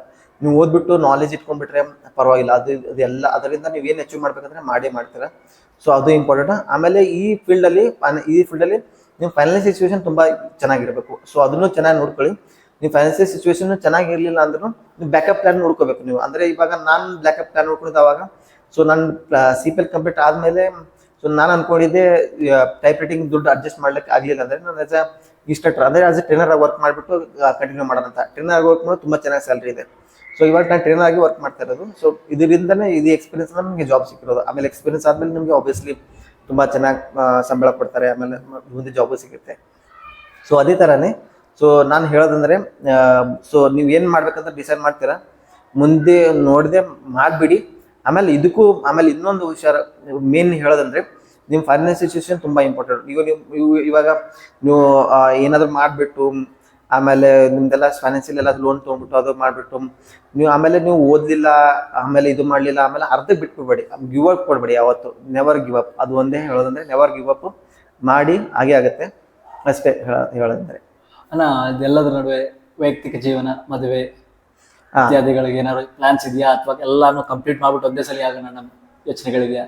ಇದೆ. ಆ್ಯಕ್ಚುಲಿ ನಂದೇನಂದರೆ ಈ ವೈಯಕ್ತಿಕ ಜೀವನ ಅಂದರೆ ನಂದೇನಂದರೆ ಸೊ ಇದೆಲ್ಲ ಇವಾಗ ನಾನು ಏರ್ ಇಂಡಿಯಾ ಜಾಯ್ನ್ ಆದಮೇಲೆ, ಸೊ ಲೈನ್ ರಿಲೀಸ್ ಆದಮೇಲೆ, ಸೊ ಅಂದರೆ ಅವಾಗ ಒಂದು 6 months ಎಲ್ಲ ಟ್ರೈನಿಂಗ್ ಆದಮೇಲೆ ಸೊ ಅವಾಗ ವೈಯಕ್ತಿಕ ಜೀವನ ಸ್ಟಾರ್ಟ್ ಮಾಡ್ಬೇಕಂತ ಪ್ಲಾನ್ ಇದೆ. ಸೊ ಅದು ಆ ಥರ. ಸೊ ಆಮೇಲೆ ನಂದು ಏನಂದರೆ ಇವಾಗ ತುಂಬ ಜನ ಇದರಲ್ಲಿ ಇನ್ನೂ ತುಂಬ ಜನ ಇದ್ದಾರೆ. ಸ್ವಲ್ಪ ಜನ ಇವಾಗ ಟ್ರೈನಿಂಗಲ್ಲಿ ಬರ್ತಾರೆ. ಅಂದರೆ ಇದರಲ್ಲಿ ತುಂಬ ರಿಚ್ ಪೀಪಲ್ಸ್ ಜಾಸ್ತಿ ಇದ್ದಾರೆ ಆ್ಯಕ್ಚುಲಿ. ಸೊ ರಿಚ್ ಪೀಪಲ್ಸ್ ಅಂದರೆ ಆಲ್ಮೋಸ್ಟ್ ನೀವು ಅನ್ಕೋ 70% ತುಂಬ ಅಂದರೆ ದುಡ್ಡು ಇರುತ್ತೆ, ಬೇಜಾನ್ ದುಡ್ಡು ಇರುತ್ತೆ, ಆ ಥರ ಬರೋದು ಜಾಸ್ತಿ ಇದೆ ಇದರಲ್ಲಿ. ಸೊ ಆಮೇಲೆ 30% ಏನೋ ನಮ್ಮಂತರು ಅಂದರೆ ಅದರಲ್ಲೂ 20% ಬ್ಯಾಕಪ್ ಪ್ಲಾನ್ ಇಟ್ಕೊಂಡೇ ಬರ್ತಾರೆ. ಅವ್ರ ಬ್ಯಾಕಪ್ ಪ್ಲಾನ್ ಇದ್ದೇ ಇರುತ್ತೆ. 10%, 5 to 10% ಮಾತ್ರ ತುಂಬ ರೇರ್. ಅಂದರೆ ತುಂಬ ನಾನಂತೂ ಅಂದರೆ 5% ಬರ್ತೀನಿ ಅಂತ ಅನ್ಸುತ್ತೆ ಆ್ಯಕ್ಚುಲಿ. ಸೊ ಆ ಥರ ಬರೋರು ಆ್ಯಕ್ಚುಲಿ. ಆಮೇಲೆ ಎಲ್ಲರೂ ಬ್ಯಾಕಪ್ ಪ್ಲಾನ್ ಇಟ್ಕೊಂಡಿರ್ತಾರೆ. ಸೊ ಆ 5% ಅಂದರೆ ಸೊ ಆ ಥರ ನೀವು ಇದು ಮಾಡ್ಕೊಂಡೇ ಬರಲೇಬೇಕು ಆ ಥರ. ಸೊ ಆ ಥರ ನಿಮ್ ಕೇಳಿ ನಾನು ಅನ್ಕೊಂಡೆ. ಎಸ್, ಇನ್ನ ಪ್ರಶ್ನೆಗಳು ಕೇಳೋದು ಏನು ಉಳಿದಿಲ್ಲ ಅನ್ಕೊಂತೀನಿ. ಎಲ್ಲ ಟಾಪಿಕ್ಸ್ ನಾವು ಕ್ಲಿಯರ್ ಮಾತಾಡಿದೀವಿ ಇದ್ರ ಬಗ್ಗೆ. ವೀಕ್ಷಕರು, ನೀವು ಅನ್ಕೊಂತಿರ್ತೀರ ಪೈಲಟ್ ಆಗೋದು ಹೆಂಗೆ, ಯಾರನ್ನೊಬ್ರು ಕರ್ಸಿ ಮಾತಾಡ್ಸಿದ್ದೀನಿ. ನಾನು ಎಷ್ಟೋ ಜನ ಹೇಳಿದ್ದೀನಿ, ನನ್ನ ಚಾನಲ್ ಬರೀ ಯಾರೋ ರೀಲ್ ಸ್ಟಾರ್ಸ್ನ, ಇನ್ನ ಫಿಲಮ್ ಸ್ಟಾರ್ಸ್ನ ಅವ್ರನ್ನ ಮಾತ್ರ ಕರ್ಸಿ ಮಾತಾಡೋದಲ್ಲ. ನನ್ನ ಚಾನಲ್ ಒಂದು ಎಜುಕೇಶನಲ್ ಪಾಡ್ಕಾಸ್ಟ್ ಚಾನಲ್ ಅಂತ.